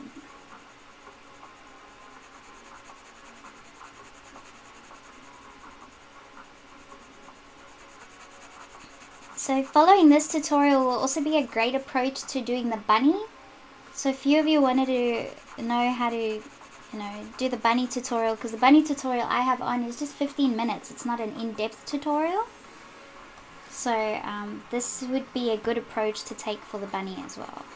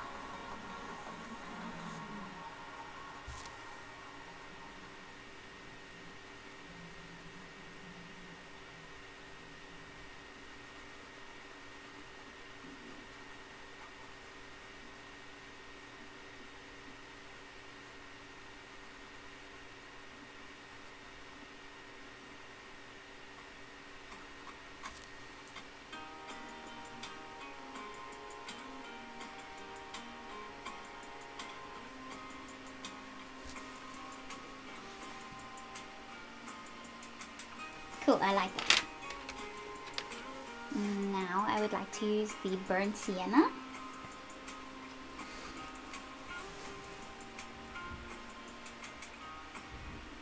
Oh, great idea, Jamie. Yeah, redo previous ones a year later and see how you've improved. That's a great idea.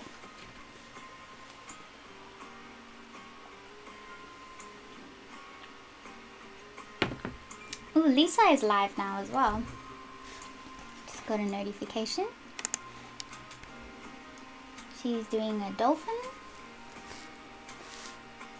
I haven't had the opportunity to join her live streams in a while. Don't go to the background, Shelby.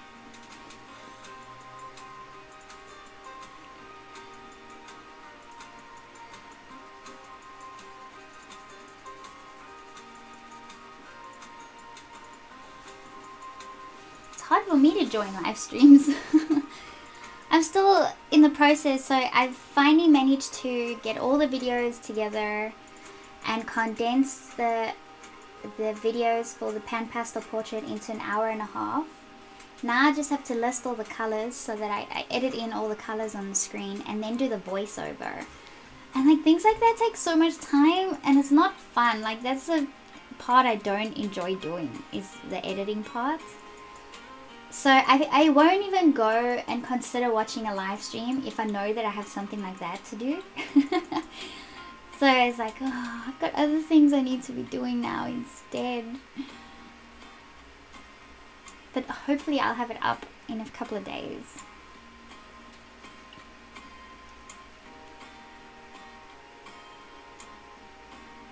But guess how long that took me overall, the pan pastel portrait. And now the size of that one was A2. So that's like 4 of these sizes. So A2, just pretty big. It was huge.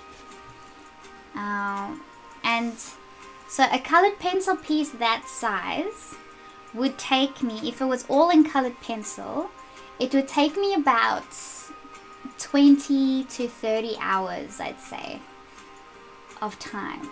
But guess how long that one took me? Esme says 5 hours. No, I wish it took 5 hours. Not quite as little as that.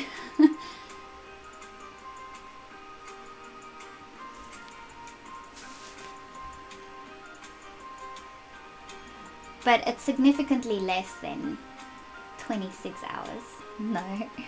So it's much less than that. Esme is the closest.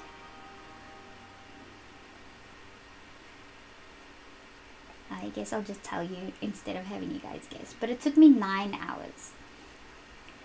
9 hours to do such a big piece. That's amazing. That's amazing. So I think we're already going into our 4th or 5th hour of this already. And it's a quarter of the size, literally. So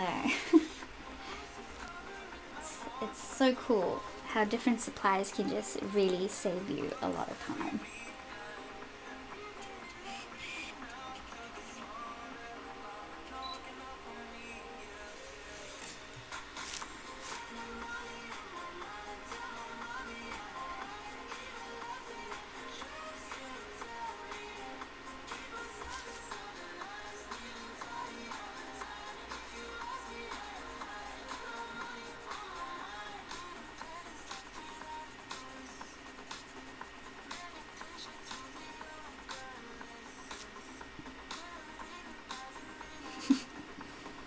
Yeah, 9 hours. It's pretty amazing.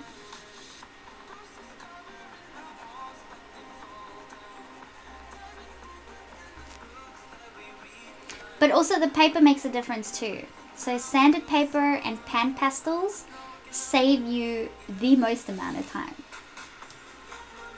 So watercolor paper take your lifetime to do if you're just using colored pencils. You can use pan pastels on watercolor paper, you're just going to have to seal it a lot more with the fixative as you layer with the pan pastels. And try not to get it all over the paper. You want to cover the area where you're going to do your main subject matter when you spray with the fixative. Because that's the mistake we made with the crow. Is I did the background in pan pastels and pencils and I kept spraying with fixatives, multiple layers. And by the time I drew the crow, I already had like 6 or 7 layers of fixative on the paper before even putting pencil over the top. And it just didn't work out very good. Definitely did not work out very good. So something to keep in mind if you're using fixative.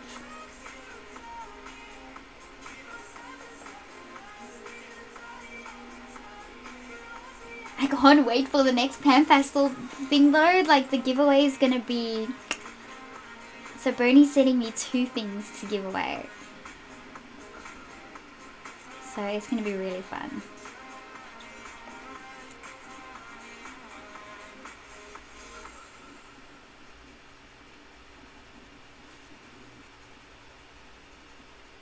But yeah, just for those that are $15 students, so all my $15 students will automatically be entered into all my giveaways, including the pan pastel ones. Any giveaways that I do, the $15 students automatically qualify because I haven't had time to dedicate to the $15 students in terms of the fantasy art works. So that's what I'm using as an alternative. Is at least entering your names into the giveaways. until I can get back into the fantasy art.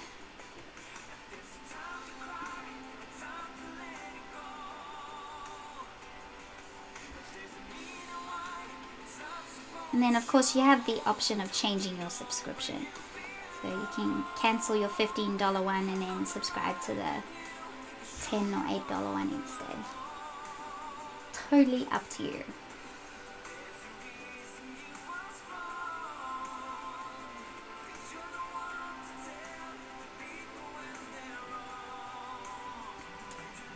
Esme is asking, since I don't have pan pastel readily available, can you just spray paper with multiple layers of fixative to get that texture? No, don't do that.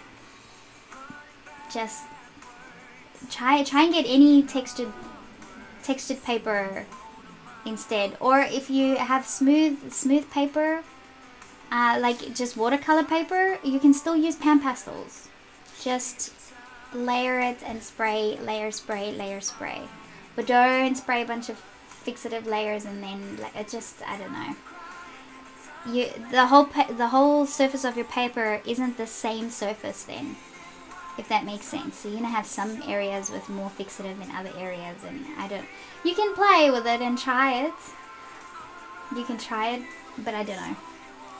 If you're just using pan pastels, then maybe that'll work. But if you want to use pan pastels and pencils, then I can tell you now it won't work, because we made that mistake with the crow.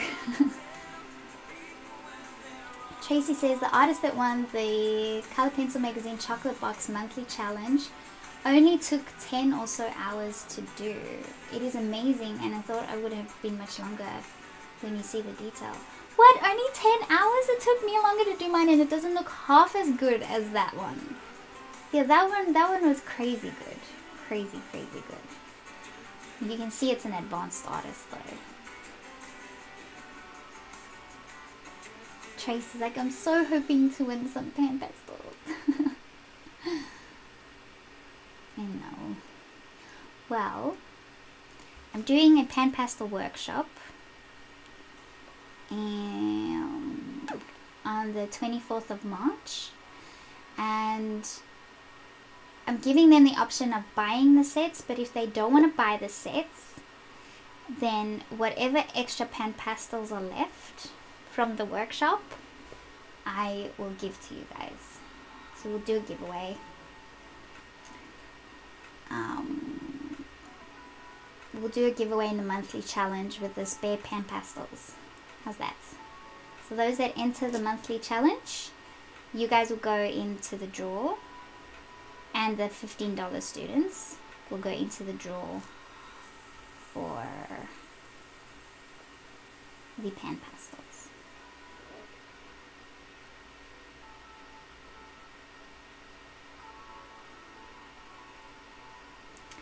Yes, Esme, that's what happened to the crow. It wouldn't layer nicely because I had too many layers of fixative straight on the paper before I applied pencils over the top. It was, yeah, it wasn't a nice surface to work with at all.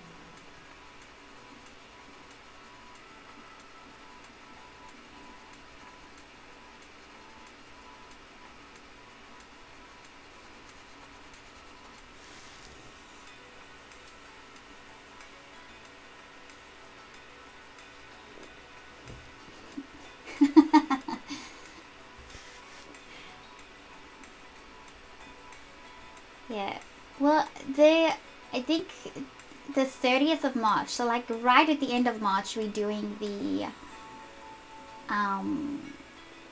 monthly challenge video or live stream. So you've got until then. As long as you get it in, like, even if you get it in an hour before the live stream starts, it's fine. But, like, remember, you guys are a day behind me. Most of you that aren't in Australia.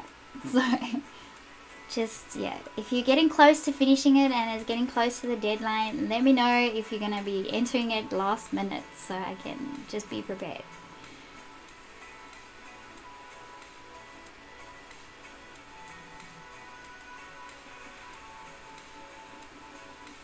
I might, though, if you guys win the, because let's say, for instance, there's 3 or 4 or 5 sets from the workshop that are left. So they sets of 10 colors. If there's that many of them left, I'll do them all as a giveaway. Then I just ask maybe that you guys help me with postage, if that's right. Because the last Pan Pastel set cost me $54 just to post them. And they were 20 colors. So if you guys can just, I don't, just like 20 bucks postage, if you can help me with that, if you win those Pan Pastels, then that'd be cool, if that's alright. But yeah, postage is an annihilator. It just, so I want to do all these giveaways, and I would love to do even more, but that's just far out. It ends up costing 3, 4, 5 times what you guys are paying for your subscription.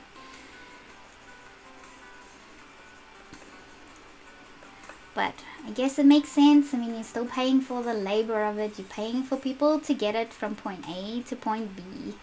You can't expect them to do that for free. And because everyone does online shopping and that now, it's just more and more demanded, so postage just gets more and more expensive. If you're in Australia and you win, you don't have to pay postage. I'll say that. Because it's cheap if you're in the same country.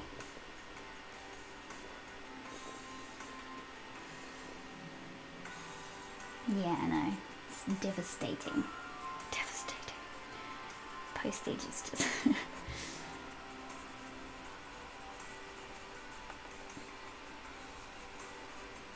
but you know, that was the whole point of the super chat. So that Pan Pastel set that went out for $54, it was covered in the super chat, so that was the whole point of it.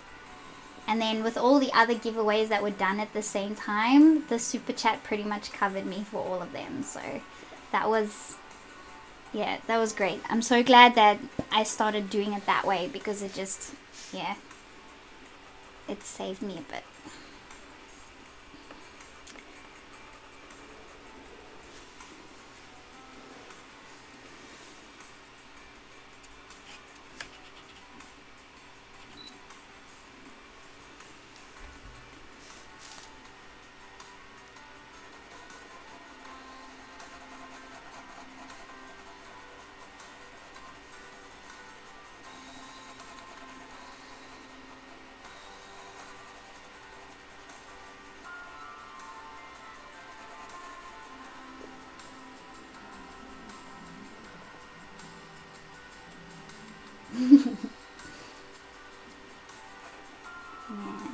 Well, that's why the lovely Maureen helps me out with the postcards every month, because Maureen, are you still on here?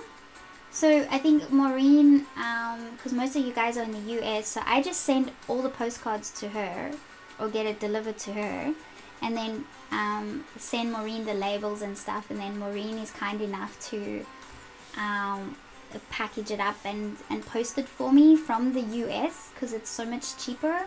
Because it cost me $3 to post one postcard international. So, and then it cost me $1 if it's local to Australia. But because I have, I think I have about 10 Australian students, it's just cheaper if Maureen does it. And I'm very grateful for her for doing that, because it does help a lot. I mean, I think we literally worked out that I'm paying 1/3 of the price if I do it that way with Maureen's help, compared to me doing it all from here. It's ridiculous. Ridiculousness.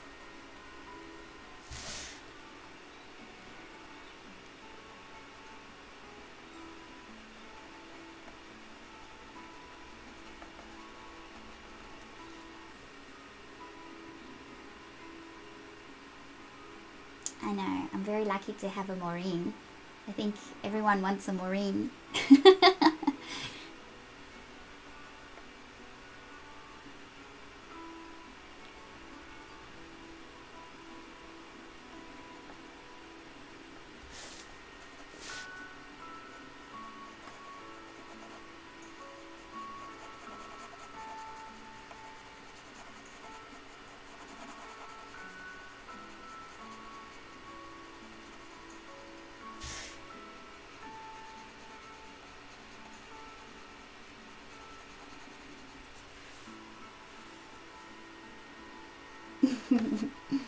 Oh, cool.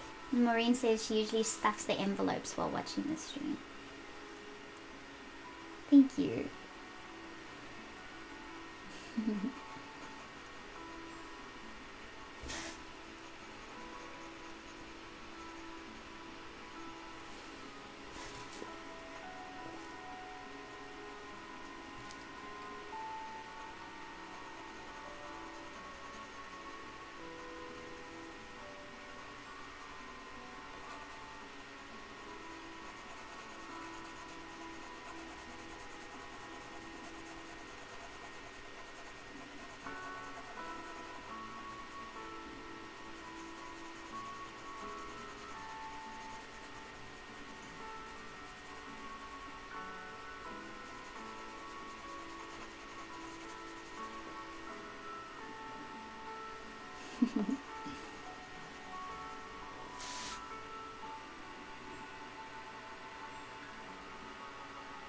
Tracy says I'm gonna keep the stems.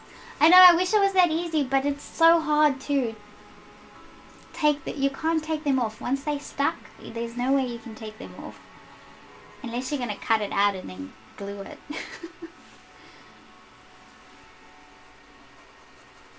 That's if the post office doesn't stamp over the stamp of their stamps, which they tend to do, so that you can't use the stamp again.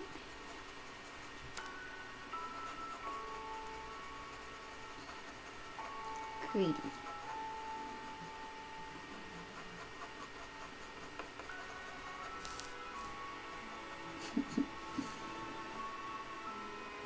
Ooh, Maureen says the international stamp is nice this month. Maureen! Oh, I don't get to see them. I don't get my own postcards. Send me photos when you guys get the postcards, please. I love seeing that. I hear it. Like, sometimes you guys would say, "Oh, I received a postcard today." It's so nice when we are doing a live stream and you guys get one. But it'll be even better if you can send me a photo. Okay. So I need to take a break because my SD card is full. Or let me go grab the other one, which will hopefully work this time. I had trouble with it last time. I'll be right back.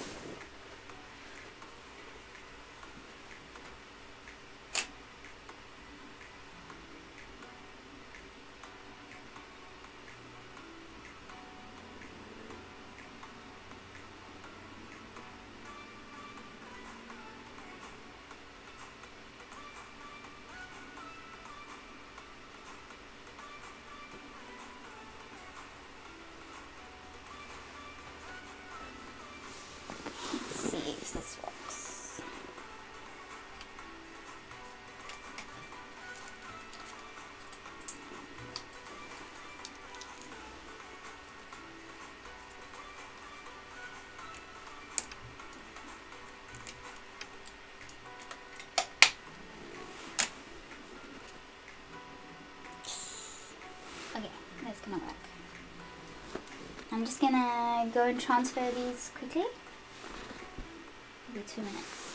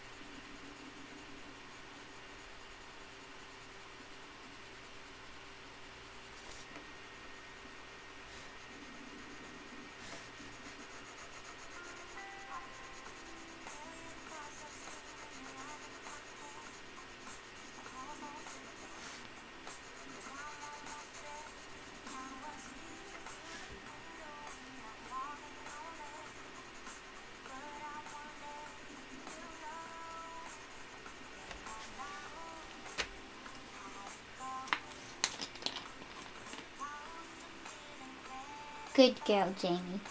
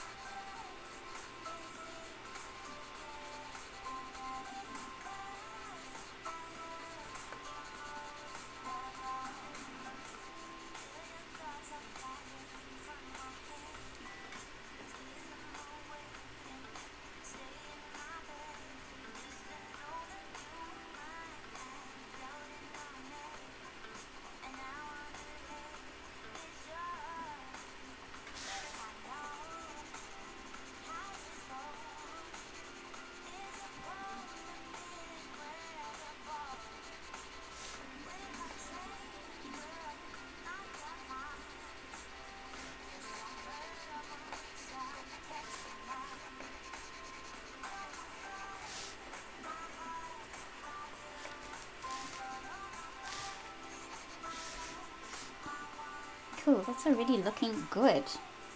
I like that.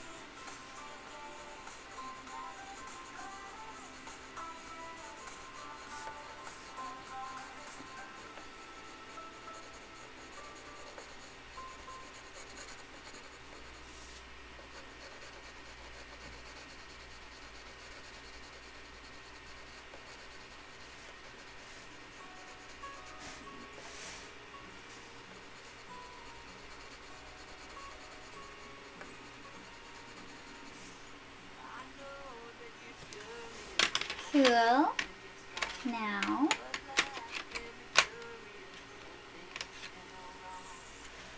let's use terracotta number 186.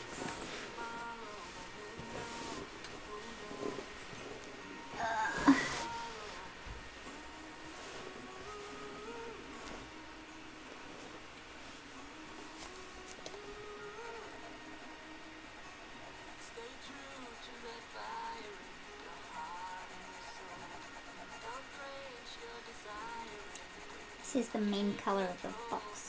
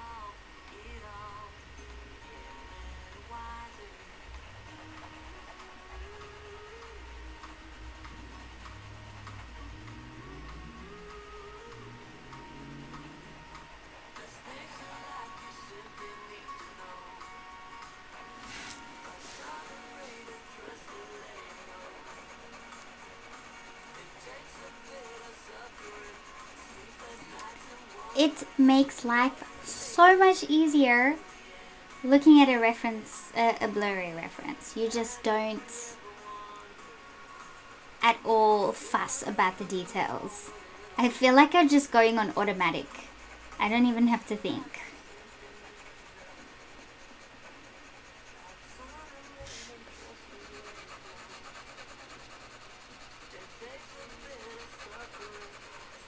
So I hope this shows you as well that when it comes to drawing fur, it's not about getting the fur right. It's about getting the values right. And I say this a million times, but if you can just get the lights and the darks right, then that's what creates shape and form, not the details of the fur. That you do as a last step. That's just a final step. You aren't creating those highlighted pieces of fur or anything until the very end. So, and then this is sort of just the approach.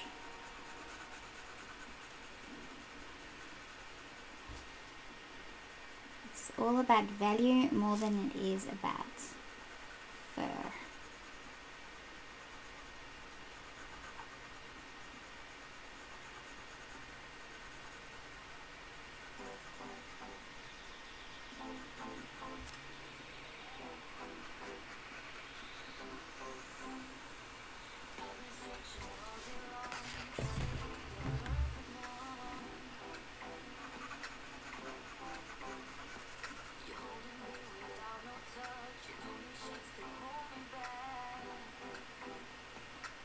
Esme's asking, when we do challenges, do we need to use the exact same materials, or no, you can use what you want as long as you're using pencils.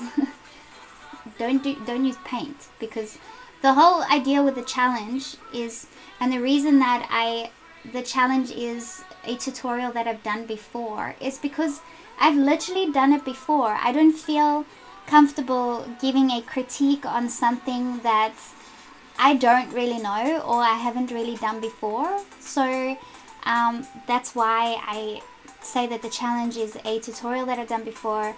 And if you're gonna use pencils, then obviously I can give you advice on pencils, but if you're going to use paint, then I can't exactly critique you on that, if that makes sense. But if you're using pencils, doesn't matter what pencils or what paper, that's fine. You can use what you want.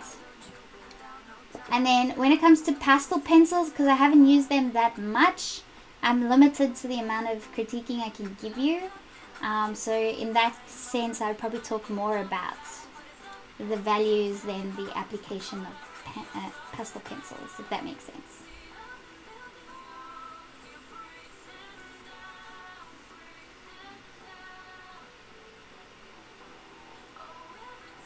Jamie, I don't know. I sort of just take it as I go. So it won't be tomorrow, because tomorrow I'm doing a demo video for the owl that I'm going to be doing in my next pan pastel workshop. So that one I'm not doing live. That's just so that I have a quick time lapse to sort of advertise the workshop with, if that makes sense.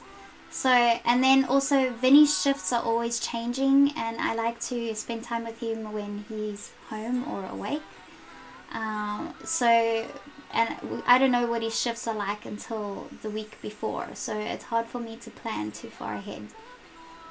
So that's why I sort of just take it day by day, so you'll know the day before. So the next one is not going to be tomorrow, that's all I can tell you. I don't know when it's going to be.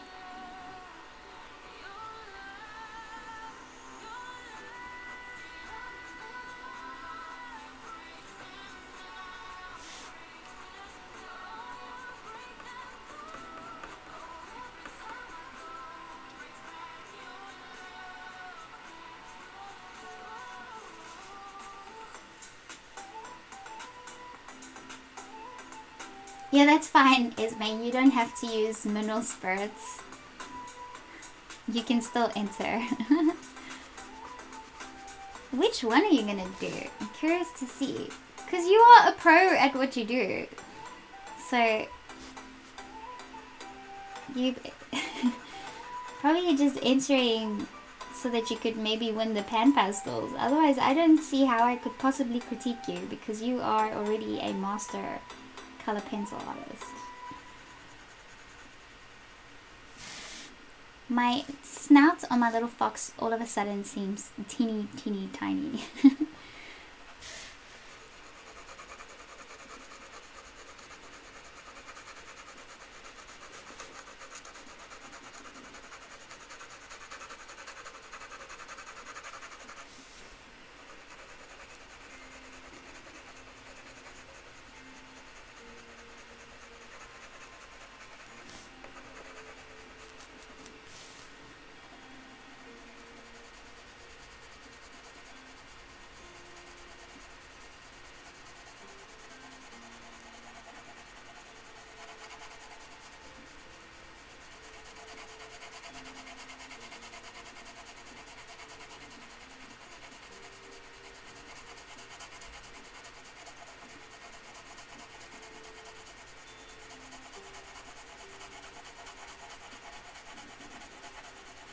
I'm not being too afraid with this color because it is like the base color.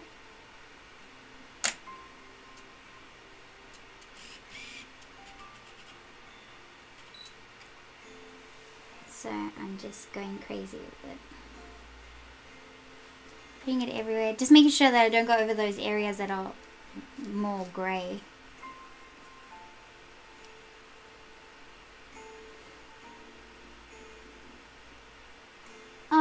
Cool. Esme says, I don't know yet. I want to do the cherry lips because that was the very first video I ever saw from you.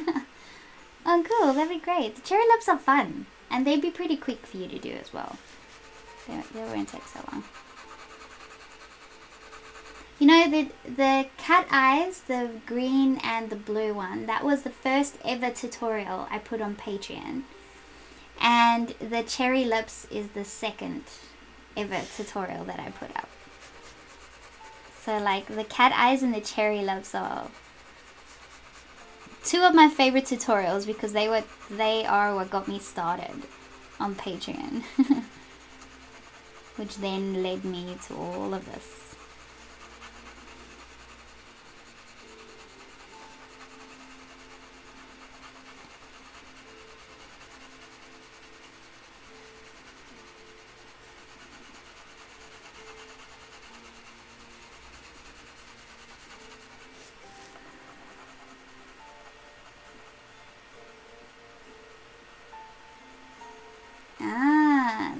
That's a good idea, Esme.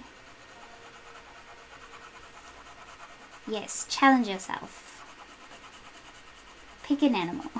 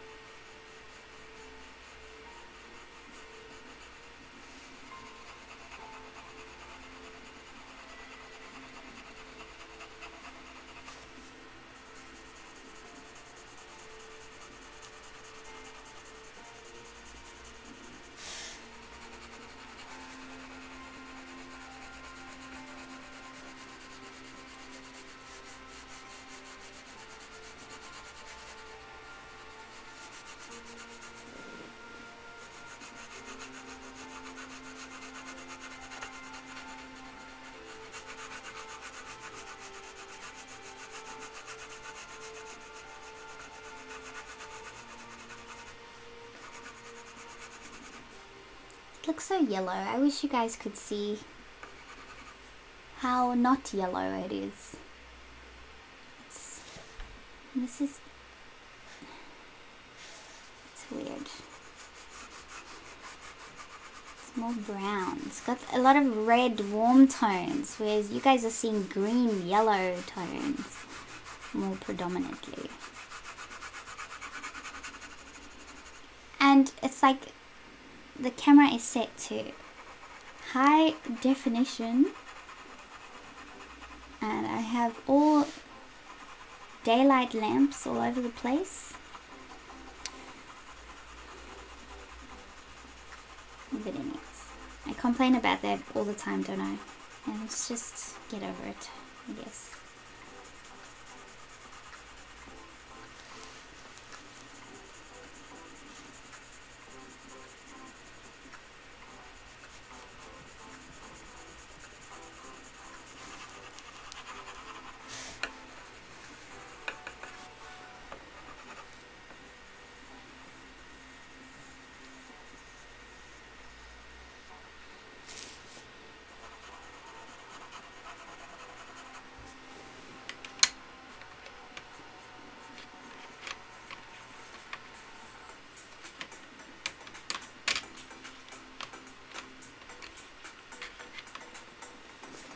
Now I'd like to use some burnt umber. Yep.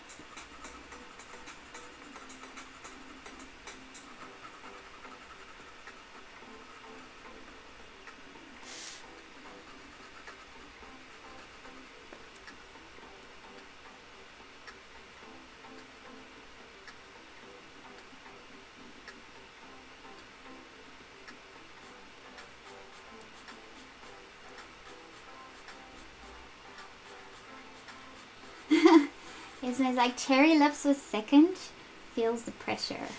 Oh, that was a real easy one. Jamie says the bunny was how she found me. Aww. Luella was horses. Majin says the horse she submitted to Lisa for critique is how I found you. Did Lisa do that critique of my horse?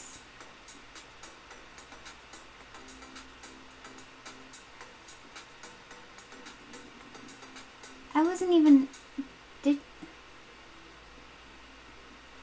Wow, that was a long time. That was a black one, a black horse. Diablo was the horse's name. Oh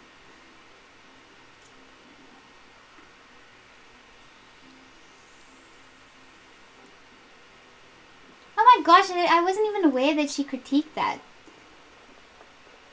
I submitted that ages ago, even before I was even thinking about something like doing tutorials. How cool is that?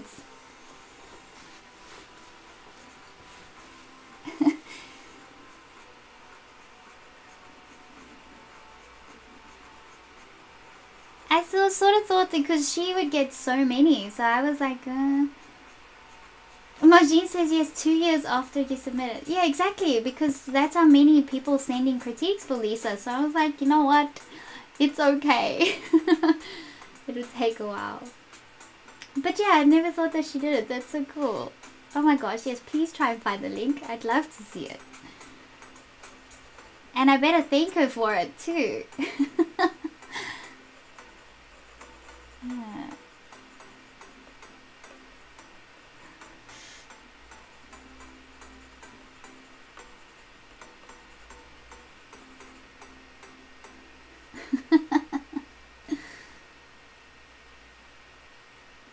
Wow. It would be pretty cool seeing a critique 3 years afterwards, because then you can really see how much you've developed over that time.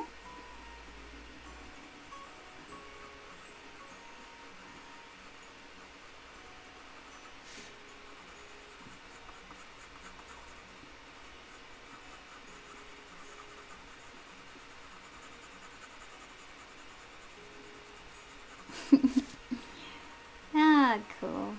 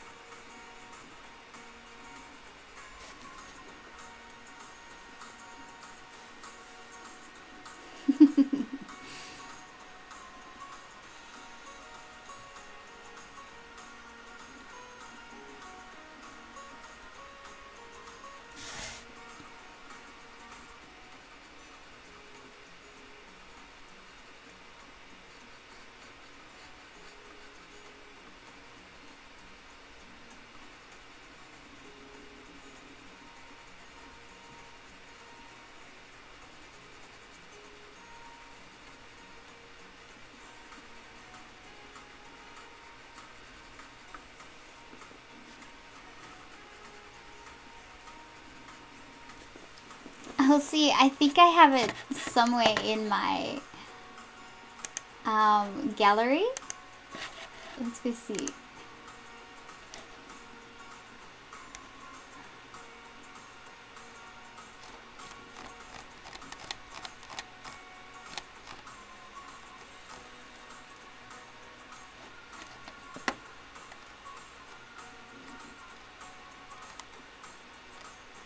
No, it's even older than these. Okay, so I went as far back as 2015. I think I did it in 2014. Yeah, it was before I even started taking commissions and stuff.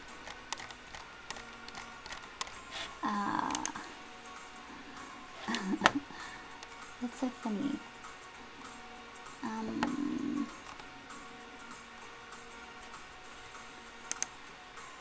Maybe I have a comparison here. Yeah, look, that was some of my beginning drawings. Look at him. Oh my gosh, look at this drawing of me and Vinny. Ah, I totally need to redraw that one. And my mom. Oh my goodness. So that was in 2014. And look, my grandparents, Omi and Opie. And then that was a year later, I redrew my mom. That same one. Look how much better that one looks. But where's the... There we go. There's Diablo. That's the black horse that I submitted for critiquing.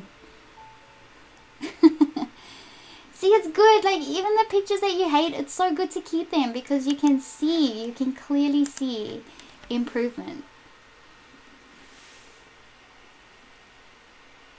Oh goodness. I have to redo some of these.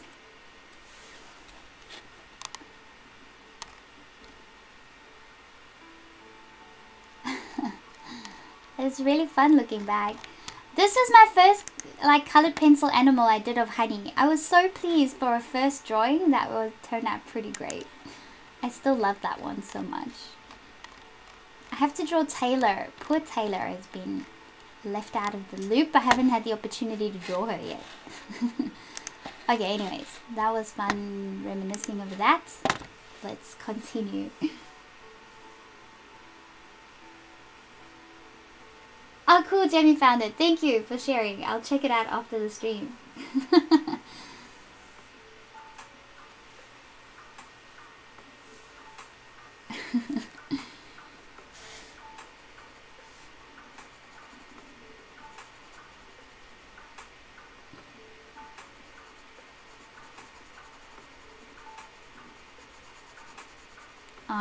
I have to redraw that one of me and Vinny. I think I'm gonna do that. Do it with pan pastels and do it properly. Nice and big and detailed and see the difference.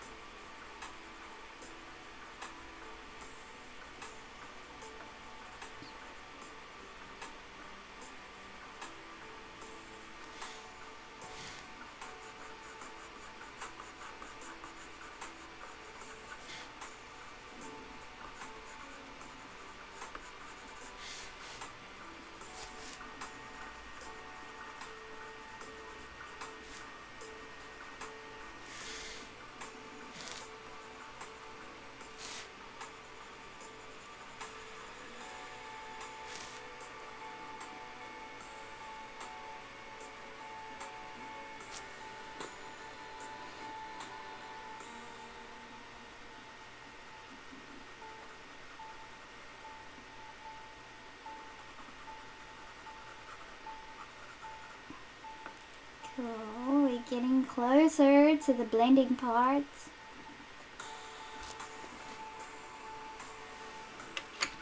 Okay, now for that marvelous orange.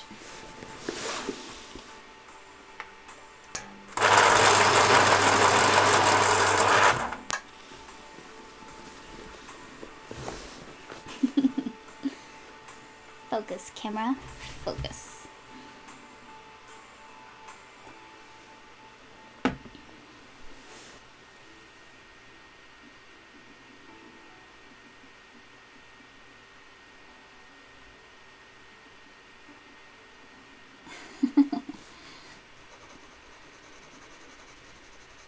Okay, so I'm using the dark cadmium orange, number 115.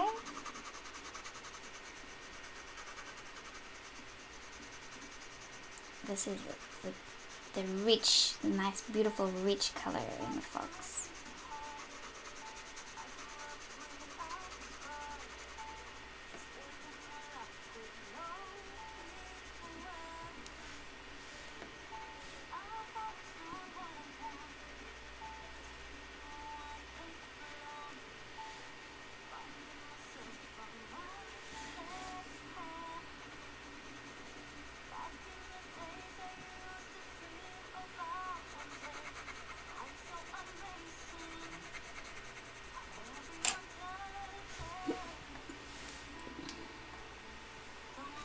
Battery change. We've been streaming for 3 hours. We've been doing very well. So I'll finish the first layer of this underpainting, and then we can yeah, I'll keep going until I'm happy with the underpainting, so that when we do the next tutorial we can start focusing on the details.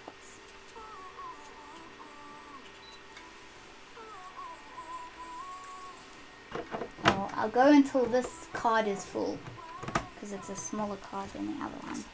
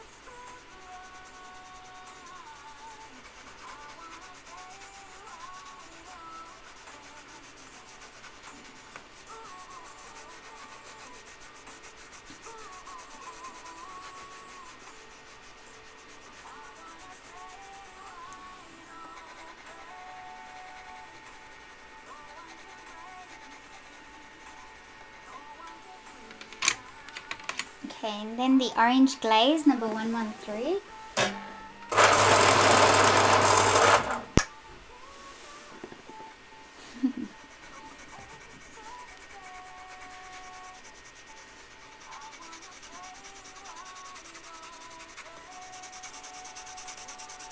Which I'm going to use just as it says, as a glaze. And just the side of the pencil all over the place.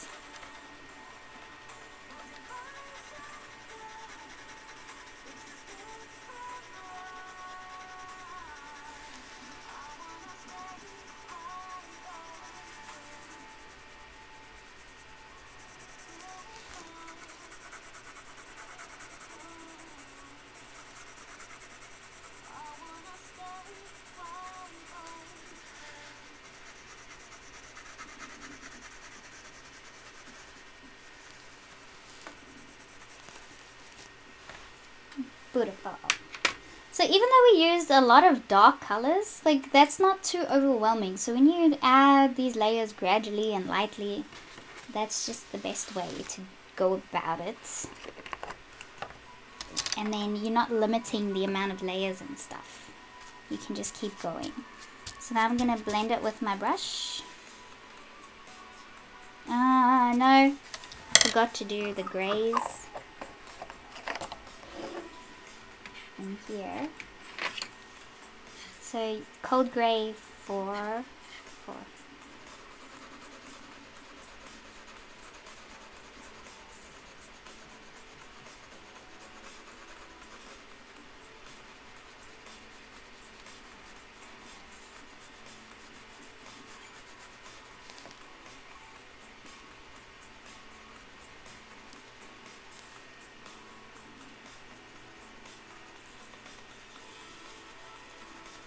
I need to do the tongue as well.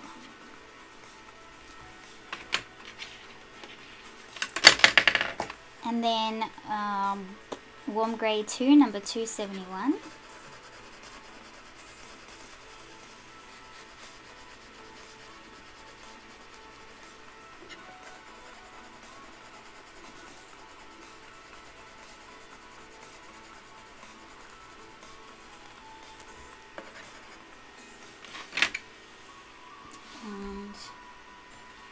Tongue. Let's see some of the medium flesh 131.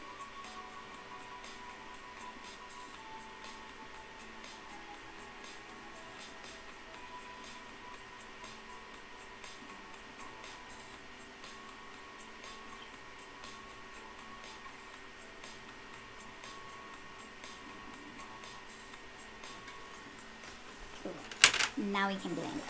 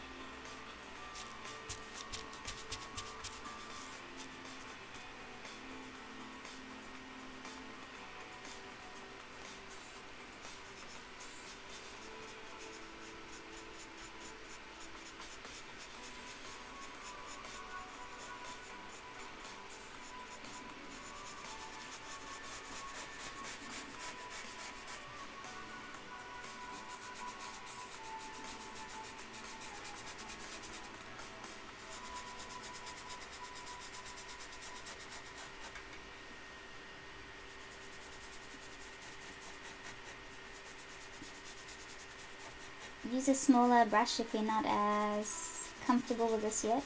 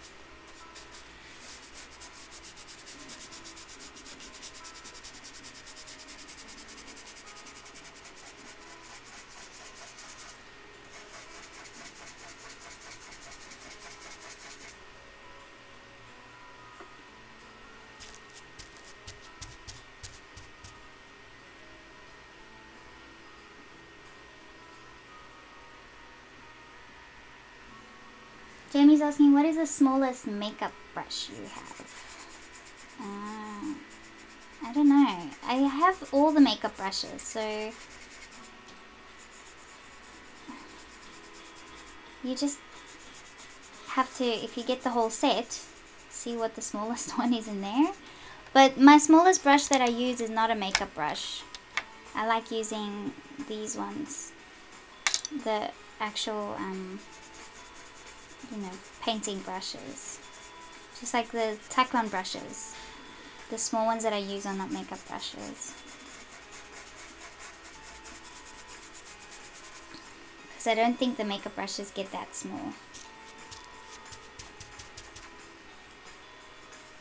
Unless it's like a eyeliner sort of brush. They're usually the flat brushes that have an angle to them. So you could use them.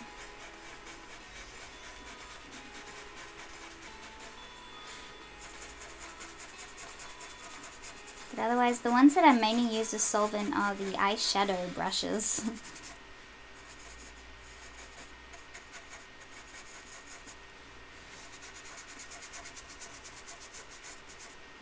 But I don't have it out today. I'm just using a big brush this time.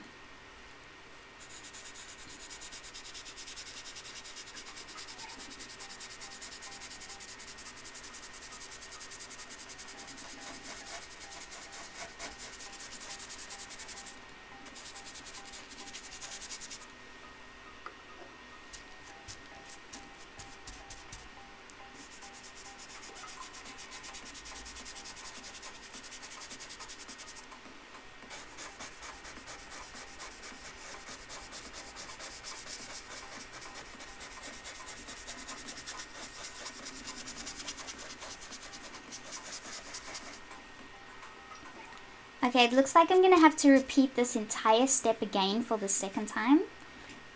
Again, to just bring the pigment out where I want it properly.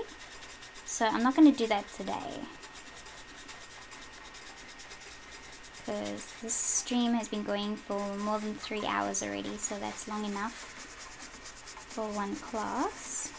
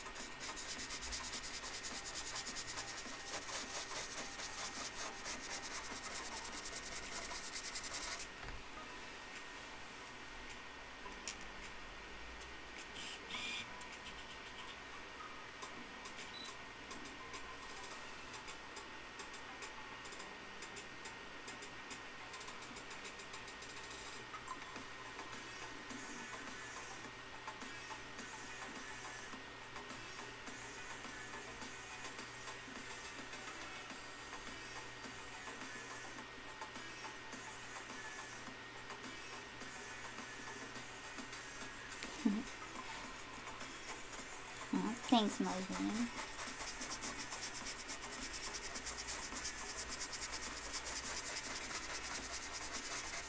Yeah, in terms of brushes and colored pencils, you don't have to be fussy. You can just use whatever you want.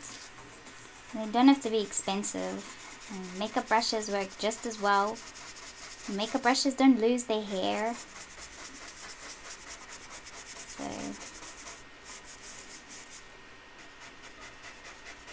you can use whatever you want. There's no particular brush that's needed.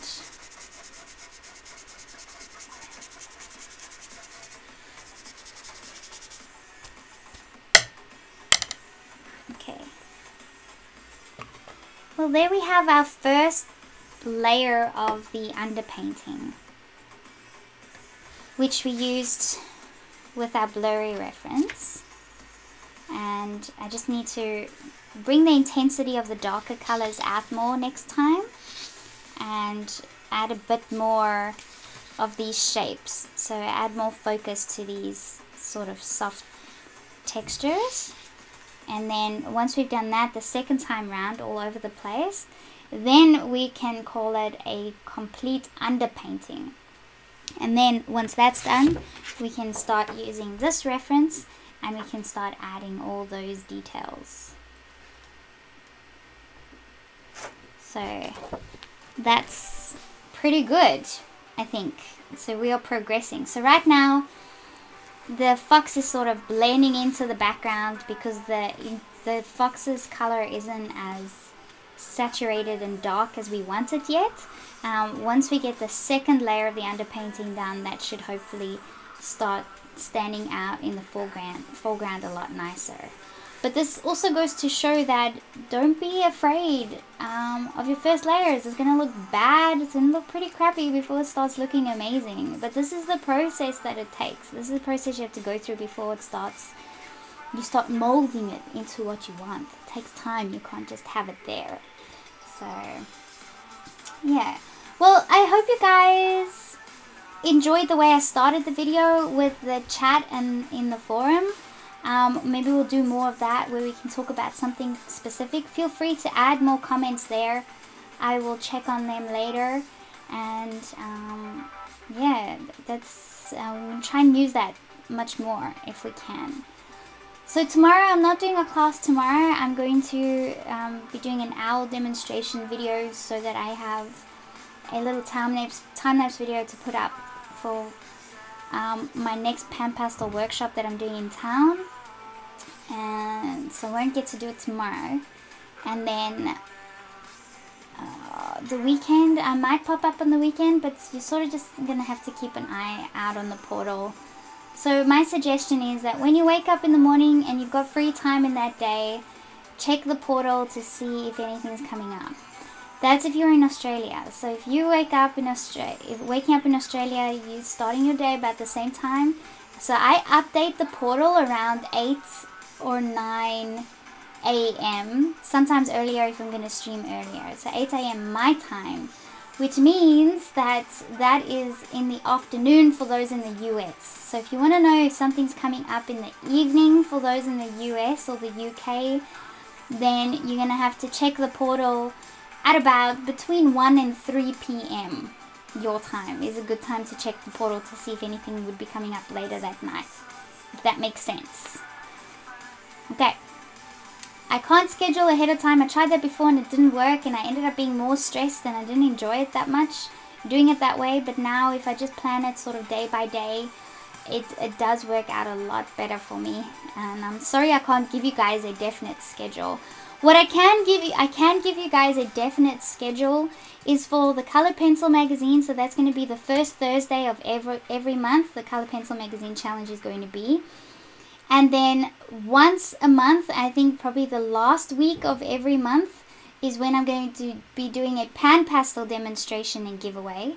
And then the third week of every month is when I'll be doing the Smart Art Box video.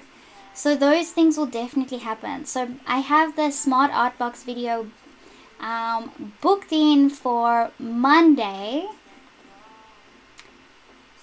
But today's Thursday, so hopefully I get it today or tomorrow so that I can do it on Monday, which is your Sunday. Otherwise, it'll probably be on the Tuesday or something. I don't know. It depends on when I get the Smart Art Box. I still haven't got it yet.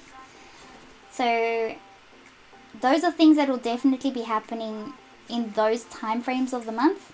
But with the other tutorials, because I don't want to start another tutorial until I've finished a drawing, so those ones I can't really give you specific times.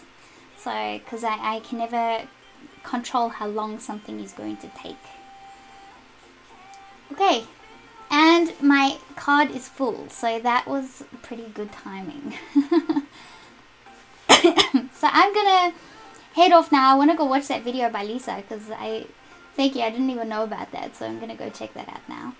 And then for those that want to enter the March monthly challenge, Do that when you can. Try and do it before the 27th or the 28th of March if you can. And then whatever I have left from the workshop that I'm doing on the 24th of March, I will do as giveaways when we do that live stream for the monthly challenges. Okie dokie. So thank you for tuning in, and I'll see you guys next time. Let me see if you have any questions.